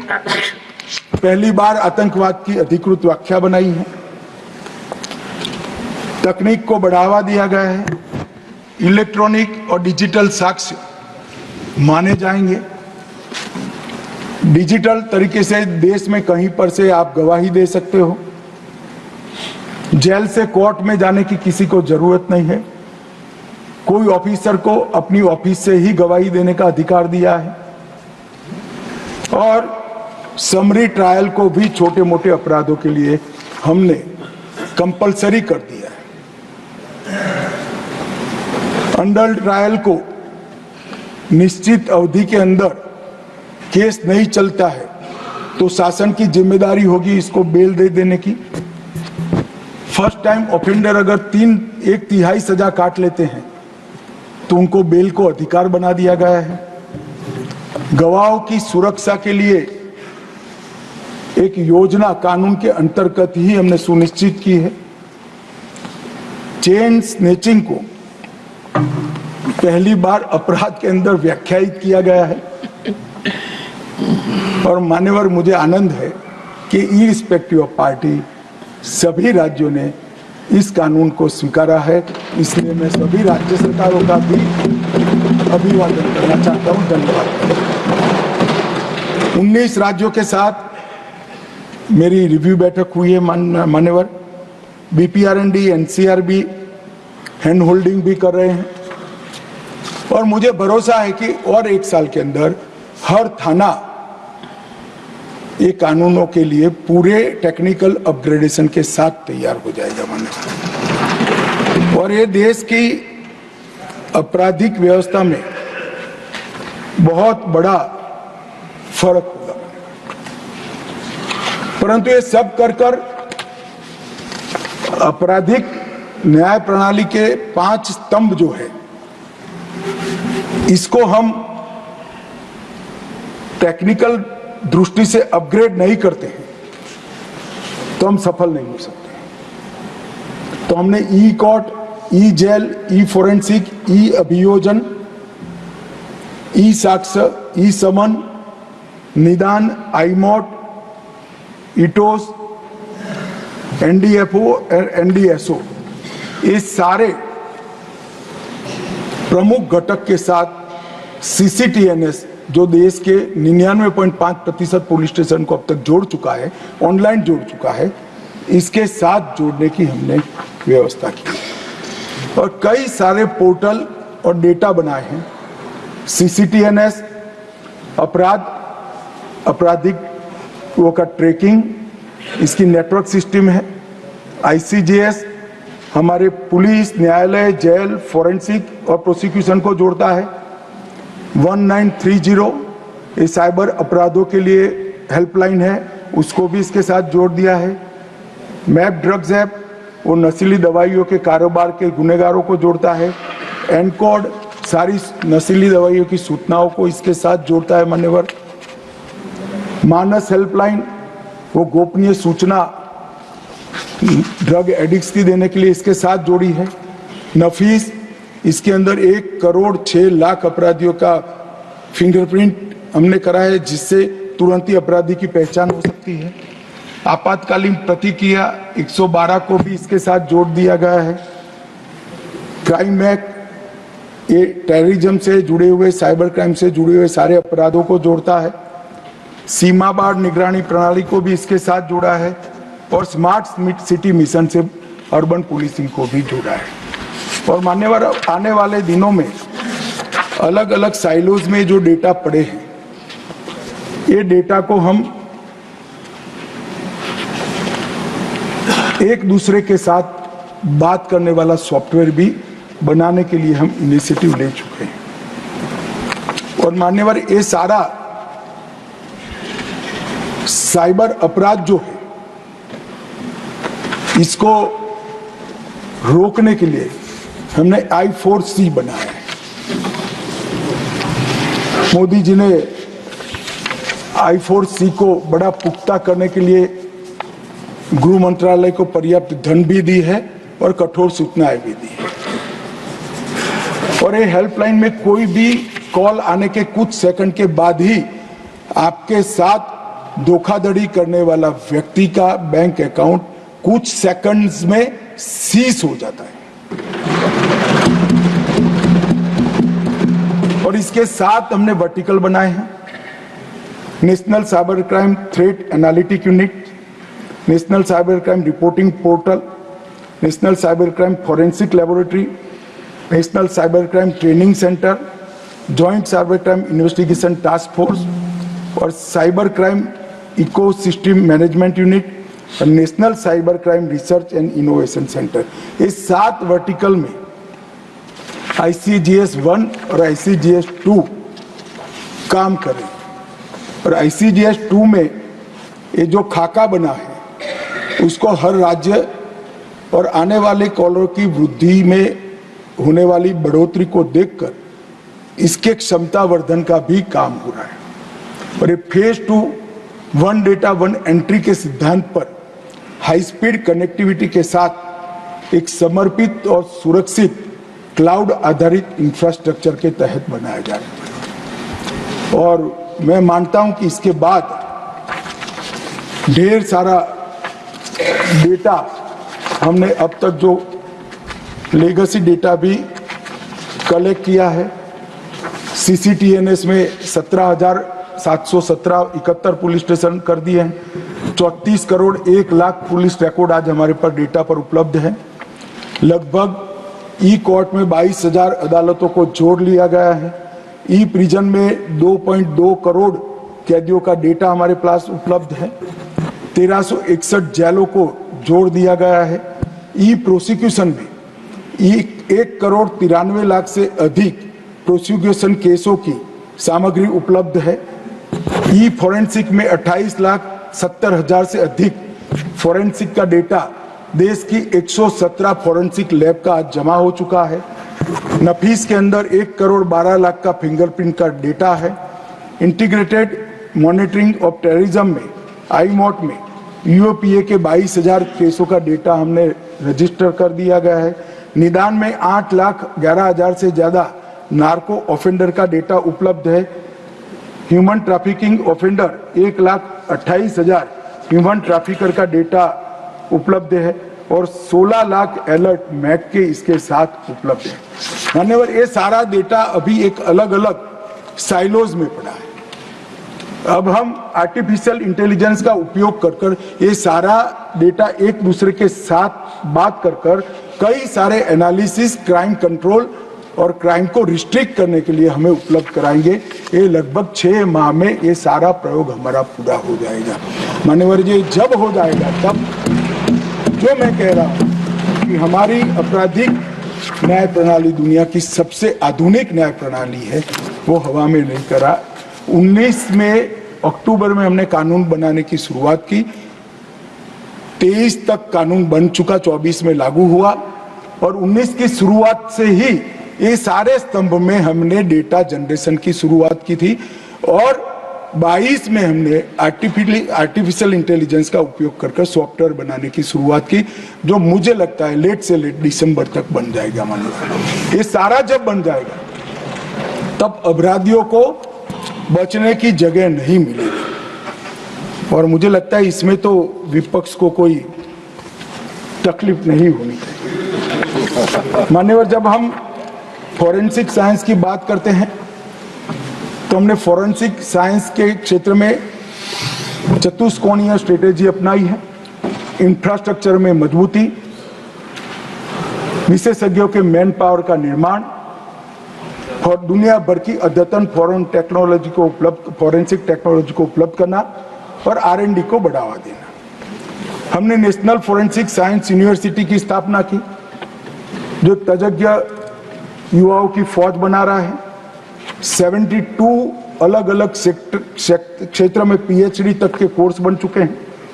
लगभग आज 5,137 विद्यार्थी हैं। 2 साल के बाद इसमें 35,000 विद्यार्थी होंगे, क्योंकि 14 राज्यों में फॉरेंसिक साइंस यूनिवर्सिटी की कॉलेज खुल जाएगी और R&D के लिए लगभग 30,000 रिसर्च पब्लिकेशन हम घोषित कर चुके हैं और 100 से ज्यादा रिसर्च प्रोजेक्ट अभी चल रहे हैं। 350 से ज्यादा वर्कशॉप और सेमिनार एक ही साल में हमने यहाँ पर बना दिए हैं, आयोजित करने का प्लानिंग किया है और ड्रग परीक्षण के लिए परिचयन नाम का एक स्वदेशी किट भी हमने बना है। CFSL को और मजबूत कर रहे हैं। राज्य के FSL को भी हम बहुत मदद कर आगे बढ़ाने का मान्यवर काम कर रहे हैं और इसके साथ साथ हम निर्भया फंड से DNA विश्लेषण की हर राज्य में एक लेबोरेटरी भी हम खड़ी करेंगे। I4C के अंदर राष्ट्रीय साइबर फोरेंसिक लैब भी NFSU ही तैयार कर रहा है और नफीस को भी NFSU काफी पुख्ता करने का काम कर रहा है। फॉरेंसिक साइंस का ये जो वर्टिकल खड़ा हुआ है, उस वर्टिकल के माध्यम से हम 2 सिद्धि के प्रमाण को बहुत अच्छे तरीके से सुधारने में कामयाब होंगे, उसका मुझे भरोसा है। मान्यवर, आपदा प्रबंधन भी गृह मंत्रालय के जिम्मे है। कई बार कुछ लोग इसको आत्मश्लाघा कहते हैं, परंतु वास्तविकता बताना मेरा धर्म है। मैं 2014 के बाद का आपदा प्रबंधन और 2014 के पहले के आपदा प्रबंधन को अलग दृष्टि से यहां पर रखना चाहता हूं। 2014 के पहले आपदा प्रबंधन राहत केंद्रित था और रिएक्शनरी दृष्टिकोण के साथ बनाया गया था। आपदा आ गई, बाद में आपदा प्रबंधन का काम होता था। जो टूट गया है उसका मलबा हटाओ, जो इंजर्ड है उसको हॉस्पिटल पहुंचाओ और जो नुकसान हुआ है उसका सर्वे करो, सर्वे कर कर उसको भरपाई करो जितना हो सके। अब बचाव केंद्रित दृष्टिकोण के साथ हम आगे आए हैं और इस देश में गत वर्ष में 2 ऐसी आपदाएं आई है जिसमें 0 मानव जीवन का नुकसान हुआ है। हम भूल नहीं सकते मान्यवर, ओडिशा के साइक्लोन को, गुजरात के भूकंप को, हजारों लोग तहस नहस हो गए। विज्ञान आगे बढ़ चुका है, हमने अर्ली वार्निंग सिस्टम को एडॉप्ट किया है, प्रिवेंशन, मिटिगेशन और प्रिपेयर्डनेस इसको हमारी नीति का आधार बनाया है और महत्वपूर्ण नीतिगत निर्णय लिए गए। अर्ली वार्निंग एवं पूर्व तैयारी आधारित एक बचाव राहत का काम शुरू किया, राष्ट्रीय आपदा प्रबंधन योजना को पुख्ता किया है, पहले से तैनाती, बाढ़ आने से पहले ही एनडीआरएफ राज्य में पहुंचती, साइक्लोन आने से पहले ही एनडीआरएफ वहां उपलब्ध होती है, आपदा निधि का वैज्ञानिक वितरण किया, समुदाय आधारित आपदा प्रबंधन की सिस्टम खड़ी की और डिजास्टर रिस्क रिडक्शन को हमने हमारी नीति का आधार बनाया। ये 6 स्तंभ पर आपदा प्रबंधन आगे बढ़ा है और मान्यवर धन तो बहुत महत्वपूर्ण है। फिर से मैं 2004 से 14 और 14 से 24 का कंपैरिजन करना चाहूंगा। 2004 से 14 में एसडीआरएफ की निधि थी 37,727 करोड़। अभी जो लोग विपक्ष के सदस्य मुझे बहुत सारे सवाल पूछते, इसमें एक ही में सारा जवाब आ जाएगा। एसडीआरएफ की निधि थी 37,727। निर्मला जी, आपके समय में एसडीआरएफ की निधि हुई है 1,20,780 करोड़ रुपए। एनडीआरएफ की निधि 27,000 थी, 27,000 करोड़, वो हो गई 80,000 करोड़। मान्यवर, ये बताता है कि किस प्रकार के स्केल से देश को आपदा से बचाने के लिए काम हुआ है। एनडीआरएफ के तहत 83,000 करोड़ रुपया बढ़ा और एसडीआरएफ के तहत 1,36,000 करोड़ रुपया, लगभग 2 लाख करोड़ रुपया एक 10 साल में ज्यादा गया है, सालाना 20,000 करोड़। और आप सवाल उठाते हो, आंकड़े तो देखो भैया। National disaster mitigation fund 13,000 crore, पहली बार इसको हमने पूर्व तैयारी को, डिजास्टर आए ही नहीं, इस प्रकार की तैयारी का बहुत दूरदर्शी तरीके से हमारे एजेंडा में लिया। अब अर्ली वार्निंग सिस्टम मान्यवर पहले 5 दिन पहले जाती थी, अब 7 दिन पहले जाती है। डिजास्टर में 7 दिन मतलब बहुत बड़ा समय होता है बचाव के लिए। एक भी पशु नहीं मरना चाहिए, एक भी मानव नहीं मरना चाहिए। यहां तक भी वृक्ष भी अगर इसका प्रूनिंग ठीक से कर दिया तो वृक्ष, पेड़ भी नहीं गिरेगा। 7 दिन का समय मिलता है। अब तक 4300 करोड़ से ज्यादा अलर्ट अलग अलग जारी कर दिए गए। एनडीआरएफ बल की सक्रिय उपलब्धता पहले से 183% बढ़ाई गई। 28 शहरों में रीजनल रिस्पांस सेंटर है। 250 करोड़ के रिवॉल्विंग फंड के तहत इमीडिएट उपलब्ध होता है। नागपुर के अंदर राष्ट्रीय आपदा मोचन बल की एक अलग एकेडमी की स्थापना 2019 में हुई। विभिन्न आपदाओं पर अंतर्राष्ट्रीय स्तर की ये 5 साल में 34 गाइडलाइन बनाई गई है। 112 इमरजेंसी नंबर में आपदा को भी समाहित किया है और अंतर्राष्ट्रीय स्तर पर भारत की भूमिका सुनिश्चित करने के लिए सीडीआरआई की स्थापना की। और मैं गर्व से कहता हूं, इसमें 42 देश और 7 बहुराष्ट्रीय संस्थाएं आज हमारे सीडीआरआई के मेंबर हैं। मान्यवर, दुनिया में कहीं पर भी आपदा आती है, हमारा एनडीआरएफ प्रधानमंत्री तुरंत भेज देते। अग्निशमन के लिए भी हजारों करोड़ रुपया भारत सरकार ने राज्यों को दिया है। बाढ़ के खतरों में कलकत्ता, बेंगलुरु, हैदराबाद, अहमदाबाद, मुंबई, चेन्नई, इसके लिए हजारों करोड़ रुपया दिया गया। ऑपरेशन दोस्त के तहत तुर्की में भी मदद पहुंचाई, नेपाल में भी मदद पहुंचाई। कॉमन अलर्टिंग प्रोटोकॉल का सफल एकीकरण किया गया है। NIDMS राष्ट्रीय आपदा प्रबंधन सूचना प्रणाली को सफलता से लागू किया है और आपदा प्रबंधन में श्रेष्ठ काम के लिए अब तक कोई पुरस्कार नहीं था। अब जिसको पूरी देश और दुनिया नेताजी के नाम से जानते हैं, वो सुभाष बाबू के नाम से हमने आपदा प्रबंधन पुरस्कार की। मान्यवर 34 गाइडलाइन चालू कर दी, जारी कर दी और 6 नई गाइडलाइनें बनने में, हर 2 माह में गाइडलाइन इश्यू होगा। मौसम वो एकीकृत GIS आधारित ऐप है जो 7 दिन के सटीक अनुमान देती है। मेघदूत किसानों को महत्वपूर्ण मौसम संबंधी जानकारी देती है। फ्लड वॉच बाढ़ की स्थिति और फोरकास्ट को रियल टाइम जनता तक पहुंचाती है। दामिनी लाइटनिंग स्ट्राइक के पहले अलर्ट का सिस्टम बना है। पॉकेट भुवन मैप और सैटेलाइट डेटा को विजुअल और वॉइस नेविगेशन सुविधा के साथ उपलब्ध कराता है। सचेत रियल टाइम जियो टारगेटेड अलर्ट प्रदान करता है। वन अग्नि वर्तमान वन आग की स्थिति की जानकारी फील्ड स्टाफ को देता है। समुद्र महासागर की जानकारी मछुआरों को देता है। भूस्खलन नोडल एजेंसी भूस्खलन अध्ययन की है जो राष्ट्रीय भूस्खलन सूची को समृद्ध करती है। प्रधानमंत्री फसल बीमा योजना को भी इससे आपदा प्रबंधन से हम काफी इनपुट देते हैं। और इंडिया क्वेक भूकंप के मापदंडों का ऑटोमेटेड प्रसारण करता है। माननीय ये सारी 12 की 12 मोबाइल एप्लीकेशन 2014 के बाद ही बनी है। ये कोइंसिडेंट नहीं हो सकता।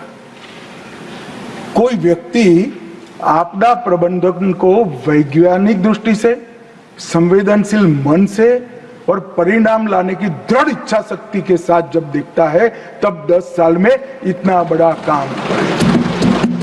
और मैं निश्चित रूप से मानता हूं कि आपदा प्रबंधन के क्षेत्र में भारत एक प्रकार से समग्र विश्व में टॉप की कंट्री में हम शामिल हो चुके हैं और टॉप मोस्ट बनने का लक्ष्य रखकर हम आगे बढ़ रहे हैं। मान्यवर, इसमें राज्य सरकारों का भी बहुत बड़ा रोल है। मान्यवर, अंतर्राज्यीय और केंद्र और राज्य की समस्याओं के लिए अंतर्राज्य परिषद संविधान का एक उपक्रम है जो गृह मंत्रालय के अंतर्गत चलता है। राज्यों के बीच में और राज्य केंद्र के बीच में समस्याओं के निवारण के लिए मंच काम करता है।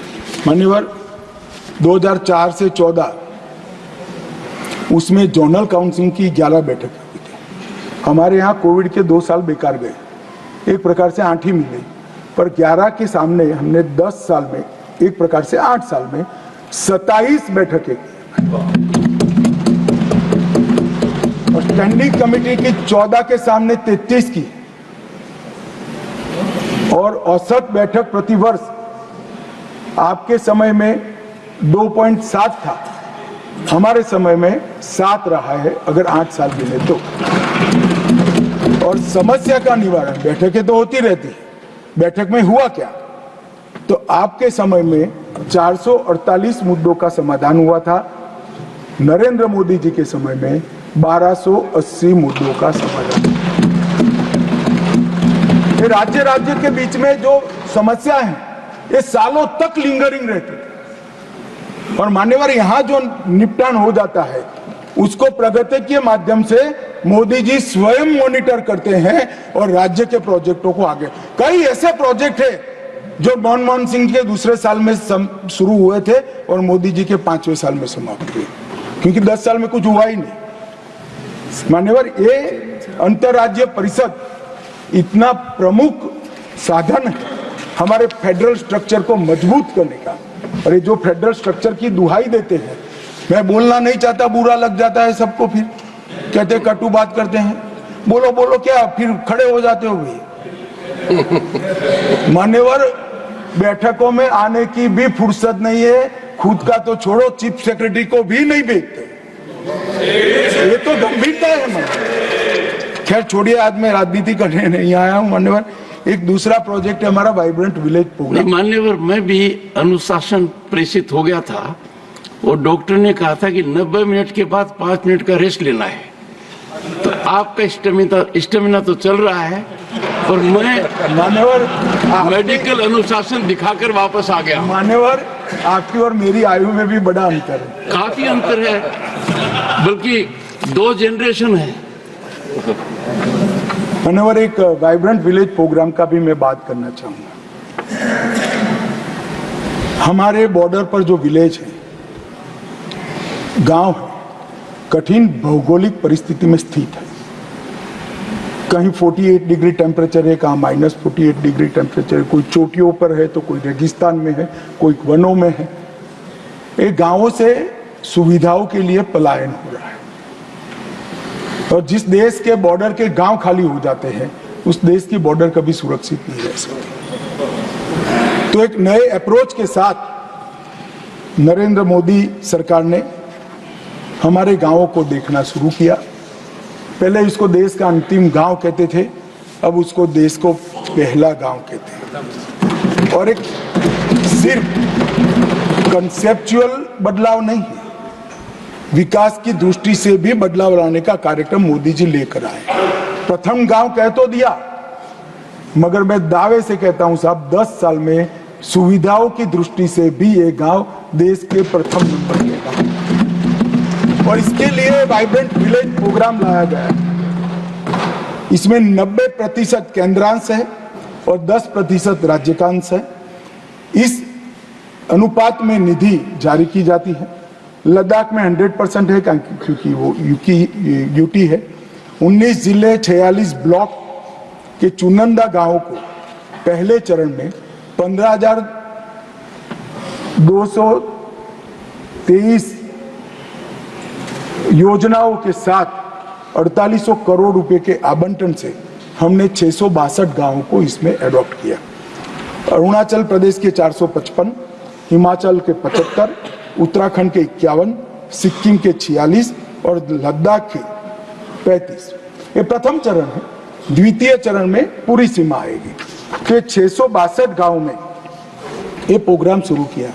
मान्यवर, अरुणाचल प्रदेश के अंजाव जिले के किब्यूथू गांव में मैं गया था। वहां मैंने एक जबरदस्त उत्साह लोगों के बीच में दिखा। मैंने जब वहां कहा कि प्रधानमंत्री जी ने कहा है कि आज से आपका गांव देश का अंतिम गांव नहीं है, पहला गांव है और आप सुविधाओं की दृष्टि से भी 2 साल में पहले नंबर पर पहुंच जाओगे। मानवर, जबरदस्त उत्साह। और हमने बहुत सारे बदलाव किए। लगभग 901 परियोजनाओं को हमने स्वीकृत किया है। सड़क घटक के अंतर्गत अरुणाचल प्रदेश, सिक्किम, उत्तराखंड में 136 गांवों को जोड़ने का काम समाप्त हो चुका है। 113 सड़कें, 8 LSB परियोजनाएं समाप्ति के कगार पर है और इसके लिए 312 करोड़ रुपया खर्च हो चुका है। और अब अरुणाचल के 125 गांव सड़क से जुड़ चुके हैं, सिक्किम के 3, उत्तराखंड के 8 और 312 करोड़ रुपया कुल उसके लिए खर्च होता है। मान्यवर, सिर्फ योजना बनाकर नहीं, ये गांव मैंने जैसा कहा कठिनतम परिस्थिति में मेरे समेत 17 केंद्रीय मंत्रियों ने 8 जिलों के 17 वाइब्रेंट गांव में रात्रि निवास कर 48 घंटा और जमीन पर जाकर ये योजनाओं को कैसे लागू करना चाहिए, क्या हर्डल है, क्या बदलाव करना चाहिए और फिर इसका एक नया स्वरूप यहाँ कर बनाए।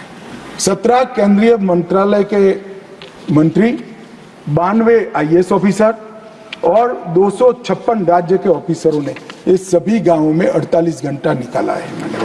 और इसके कारण 4G कनेक्टिविटी हुई है, रोड की कनेक्टिविटी हुई है, कई आजीविका की योजनाएं शुरू हुई है। जैसे एक मैं किबूथी में गया था, उसने कहा साहब हमारे गांव में और कुछ करने की जरूरत है, ITBP दूध, मछली और सब्जी हमारा ले ले। तो ITBP वाले वहां थे, मैंने बोला है कि क्यों नहीं लेते, कि हमारा SOR होता है। आकर यहाँ हमने नीति में परिवर्तन कर ये तीनों चीजें स्थानीय लोगों से खरीदने के लिए उनको मुक्ति दे दी। इनकी कोऑपरेटिव बन गई और सेना और ITBP अब सब लोकल चीजें उनको भी फ्रेश खाने को मिलता है, सस्ता भी मिलता है और सारे किसानों को रोजी रोटी भी मिलती। इस तरह के छोटी छोटी चीजों के बदलाव से गांव में आजीविका भी बढ़ी है, बिजली भी पहुंची है, कनेक्टिविटी भी पहुंची है, रोड भी पहुंचा है, मेडिकल सुविधाओं में सारे आईटीबीपी और सेना के मेडिकल इंस्टॉलेशन को गांव वालों के लिए खुला कर दिया गया है और ढेर सारे परिवर्तन हुए, जिसके कारण कई गांवों में आबादी वापिस आने लगी। अरुणाचल में तो रचनात्मक रूप से मैं कह सकता हूं आंकड़ों के आधार पर कि लगभग 30% आबादी वापिस आई। मान्यवर 127 गांव ऑफ ग्रिड माध्यम से विद्युतीकरण किया और 474 गांवों का सीधा बिजलीकरण किया गया है। पहली बार गांव में बिजली पहुंची मान्यवर, और इसके लिए ढेर सारा खर्च भी किया गया है। और view point, adventure tourism, eco resorts, पर्यटन केंद्र और घर में रखकर पर्यटकों को घुमाने ले जाने तक के ढेर सारे साइट्स उपलब्ध हो गए हैं, जिससे हर घर में एक अच्छी सुविधा भी निर्मित हो गई है। और पर्यटक आते हो तो उसको परिवार के साथ रहकर गाइड भी मिल जाता है, खाना भी मिल जाता है, वहाँ के व्यंजन मिलते हैं और अच्छे से वो क्षेत्र को वो देख भी पाए। तो एक मल्टी डायमेंशनल सफल प्रयोग हुआ है, मैं आज की चर्चा के माध्यम से देश की जनता के सामने रखना चाहता हूँ। मान्यवर, मैं गृह विभाग के राजभाषा विभाग के लिए भी जरूर बात करना चाहूँगा। मान्यवर, सबसे पहले मैं एक बात कर देता हूँ जिससे भाषा के नाम पर देश के बांटने वाले लोगों को एजेंडा न मिले। नरेंद्र मोदी सरकार ने राजभाषा विभाग के अंतर्गत भारतीय भाषा अनुभाग की स्थापना की है, जो सभी भारतीय भाषाओं को प्रचलन बढ़ाने के लिए काम करेगा। तमिल हो, तेलुगु हो, मराठी हो, गुजराती हो, पंजाबी हो, असमिया हो, बंगाली हो, हर भाषा और सबका हिंदी और अंग्रेजी से अनुवाद के ऐप बने। और मैं एक बात घोषणा करना चाहता हूं मान्यवर कि ये दिसंबर के बाद मैं हर राज्य में किसी भी नागरिक हो, मुख्यमंत्री हो, मंत्री हो, सांसद हो, उसके साथ उसकी भाषा में ही पत्र व्यवहार करने वाला हूं। इस स्थिति आ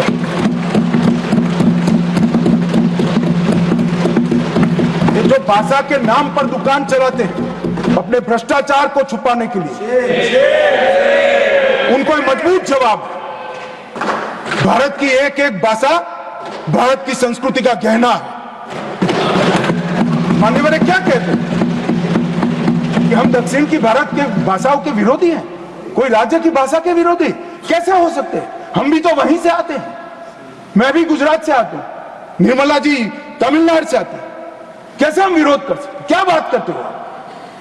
हमने भाषाओं के लिए काम किया है। हमने मेडिकल और इंजीनियरिंग की शिक्षा को भारत की भाषाओं में किया है। और मैं आज इस मंच पर से कहना चाहता हूं तमिलनाडु सरकार, 2 साल से हम कह रहे हैं आप में हिम्मत नहीं है मेडिकल और इंजीनियरिंग की शिक्षा को तमिल में अनुवादित करने की, क्योंकि आपके आर्थिक हित जुड़े हुए, आप ये नहीं कर सकते हो। मगर हमारी सरकार आएगी एनडीए की, हम मेडिकल और इंजीनियरिंग का कोर्स तमिल में तमिलनाडु में बनाएंगे।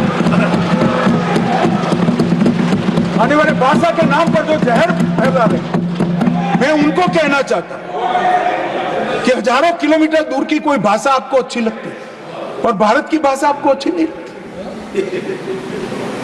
भाई तमिल बच्चा गुजरात में भी काम कर सकता है, कश्मीर में भी काम कर सकता है, दिल्ली में भी काम। आप चुनकर संसद में आकर बैठे हो, कैसे देश की व्यवस्था चाहते? भाषा के नाम पर देश के विभाजन के लिए, देश के बंटवारे के लिए बहुत सारा हो चुका, अब नहीं करना चाहिए। देश आगे बढ़ गया है, आप विकास की बात करिए। आपके घपले, घोटाले, भ्रष्टाचार छिपाने के लिए भाषा का आड़ देते हैं।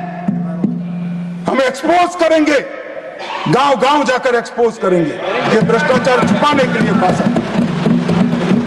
माननीय नरेंद्र मोदी सरकार ने भारतीय भाषा अनुभाग का एक नई शुरुआत की है, जो सभी भारतीय भाषाओं को बलवत्तर करेगी। और मैं फिर से एक बार बार मैंने कहा है, हिंदी की कोई भारतीय भाषा से स्पर्धा नहीं है। हिंदी सभी भारतीय भाषाओं की सखी है। हिंदी से ही सभी भारतीय भाषाएं मजबूत होती है और सभी भारतीय भाषाओं से ही हिंदी मजबूत होती है।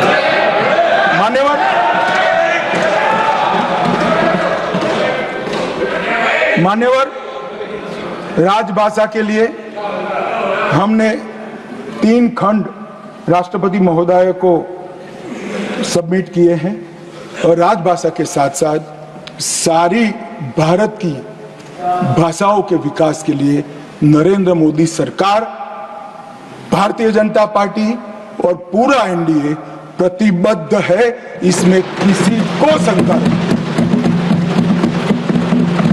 मान्यवर, हमने पद्म पुरस्कारों का भी लोकतांत्रिकरण किया है। पद्म पुरस्कारों में मेरे साथ सूची तो है, मगर इतनी लंबी है कि मैं बोलूंगा तो बहुत समय जाएगा। निर्मला जी को वहां गिलोटिन रखना है। मान्यवर, पद्म पुरस्कारों में ऐसे लोगों को पुरस्कार मिले हैं जो सामान्य लोगों के हीरो थे, जिन्होंने पूरा जीवन इस समाज के अंदर, इस देश के अंदर छोटे छोटे परिवर्तन लाने में खपा दिया। ऐसे लोगों को आज कोई सिफारिश की जरूरत है, पोर्टल पर खुद डालते हैं और यहां से राष्ट्रपति भवन से फोन जाता है कि आपको पद्म पुरस्कार से राष्ट्रपति जी ने नवाजा। ऐसी पारदर्शी पद्म पुरस्कार की प्रक्रिया बहुत समय पहले बननी थी, मगर मैं धन्यवाद करूंगा नरेंद्र मोदी जी का कि उन्होंने ये प्रक्रिया बनाई और आगे बढ़ा है। माननीय गृह विभाग ने ढेर सारे कानून भी बनाए हैं। एक 3 नए कानूनों के साथ साथ हमने 370 जम्मू कश्मीर के विभाजन का कानून, सीएए आपदा प्रबंधन सुधार के लिए कानून अभी सदन में लाना है, यूएपीए को अपग्रेड किया, एनआईए को बदला। इसके साथ साथ हमने हथियार कानून में संशोधन किया, जन्म मृत्यु पंजीकरण कानून में सुधार किया, संघ राज्य क्षेत्र के 9 नए कानून बनाए गए मान्यवर। और सभी कानूनों का उद्देश्य देश में संघ भावना का अभिवृद्धि हो और देश की कानून और व्यवस्था मजबूत हो, वो ही रहा। सीएपीएफ के कल्याण के लिए भी ढेर सारी चीजें हमने की हैं। हमने सीएपीएफ आयुष्मान भारत योजना दायर की है। मैं आज गर्व के साथ कह सकता हूं मान्यवर, 41,21,443 सीएपीएफ के अभी के और पूर्व कर्मचारियों के पूरे परिवार को आयुष्मान भारत कार्ड। और पहले नोटों की गड्डी, जिस अमाउंट का बिल होता था उसके गड्डी के वजन से ज्यादा कागज देने पड़ते थे। अस्पताल का बिल जेरोक्स से वो 11 कॉपी में। अब पूरी प्रोसेस ऑनलाइन हो चुकी है। इनके बैंक अकाउंट में अस्पताल के सीधा पैसा पहुंच रहा है और इसके तहत 17 लाख दावों का भुगतान हो चुका है और 1,862 करोड़ का सीधा हमने भुगतान अस्पताल को करने का काम। हमने सीएपीएफ के अंदर ई आवास पोर्टल बनाया है। सभी सीएपीएफ में कुछ आवास खाली थे, कुछ जगह आवास नहीं थे, तो हमने सिर्फ उपलब्ध आवासों को ही ई पोर्टल पर रखा और एक दूसरे को देने की शुरुआत की।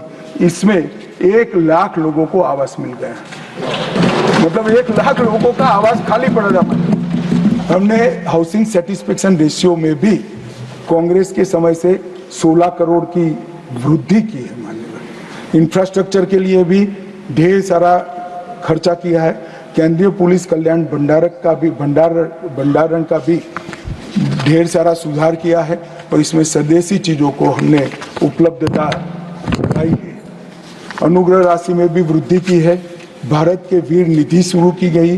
कोई भी जवान शहीद होता है तो उसको लोगों के दिए गए दान से सीधा इसके अकाउंट में पैसा पहुंचाने की हमने एक व्यवस्था की है और बहुत सारी सहायता हमने कोविड योद्धा, जो सुरक्षा कर्मी कोविड के वक्त भी ड्यूटी पर जिनकी मृत्यु हुई, उनको भी देने का काम किया है। अब तक 495 करोड़ ए ऐप से एक्स्ट्रा मदद हमने वीर शहीद जवानों को करने का हमने पर काम किया है। प्रधानमंत्री छात्रवृत्ति योजना, हवाई कुरियर सेवा, ऑपरेशन कैजुअलिटी सर्टिफिकेट, कार्मिक प्रबंधन के लिए ई फाइलिंग, श्री अन्न का बढ़ावा, योग प्रोटोकॉल और रेगुलर मेडिकल चेकअप से में ही हमने ढेर सारी चीज़ें करी है। मान्यवर, मैं मणिपुर पर जरूर बात करूंगा, अभी इसलिए करना नहीं चाहता कि समय की कमी है। मणिपुर पर राष्ट्रपति शासन का यहाँ जब मैं अनुमति लेने आऊँगा उस वक्त जरूर इस पर चर्चा करेंगे, सबको सुनूंगा भी और जवाब भी दूंगा।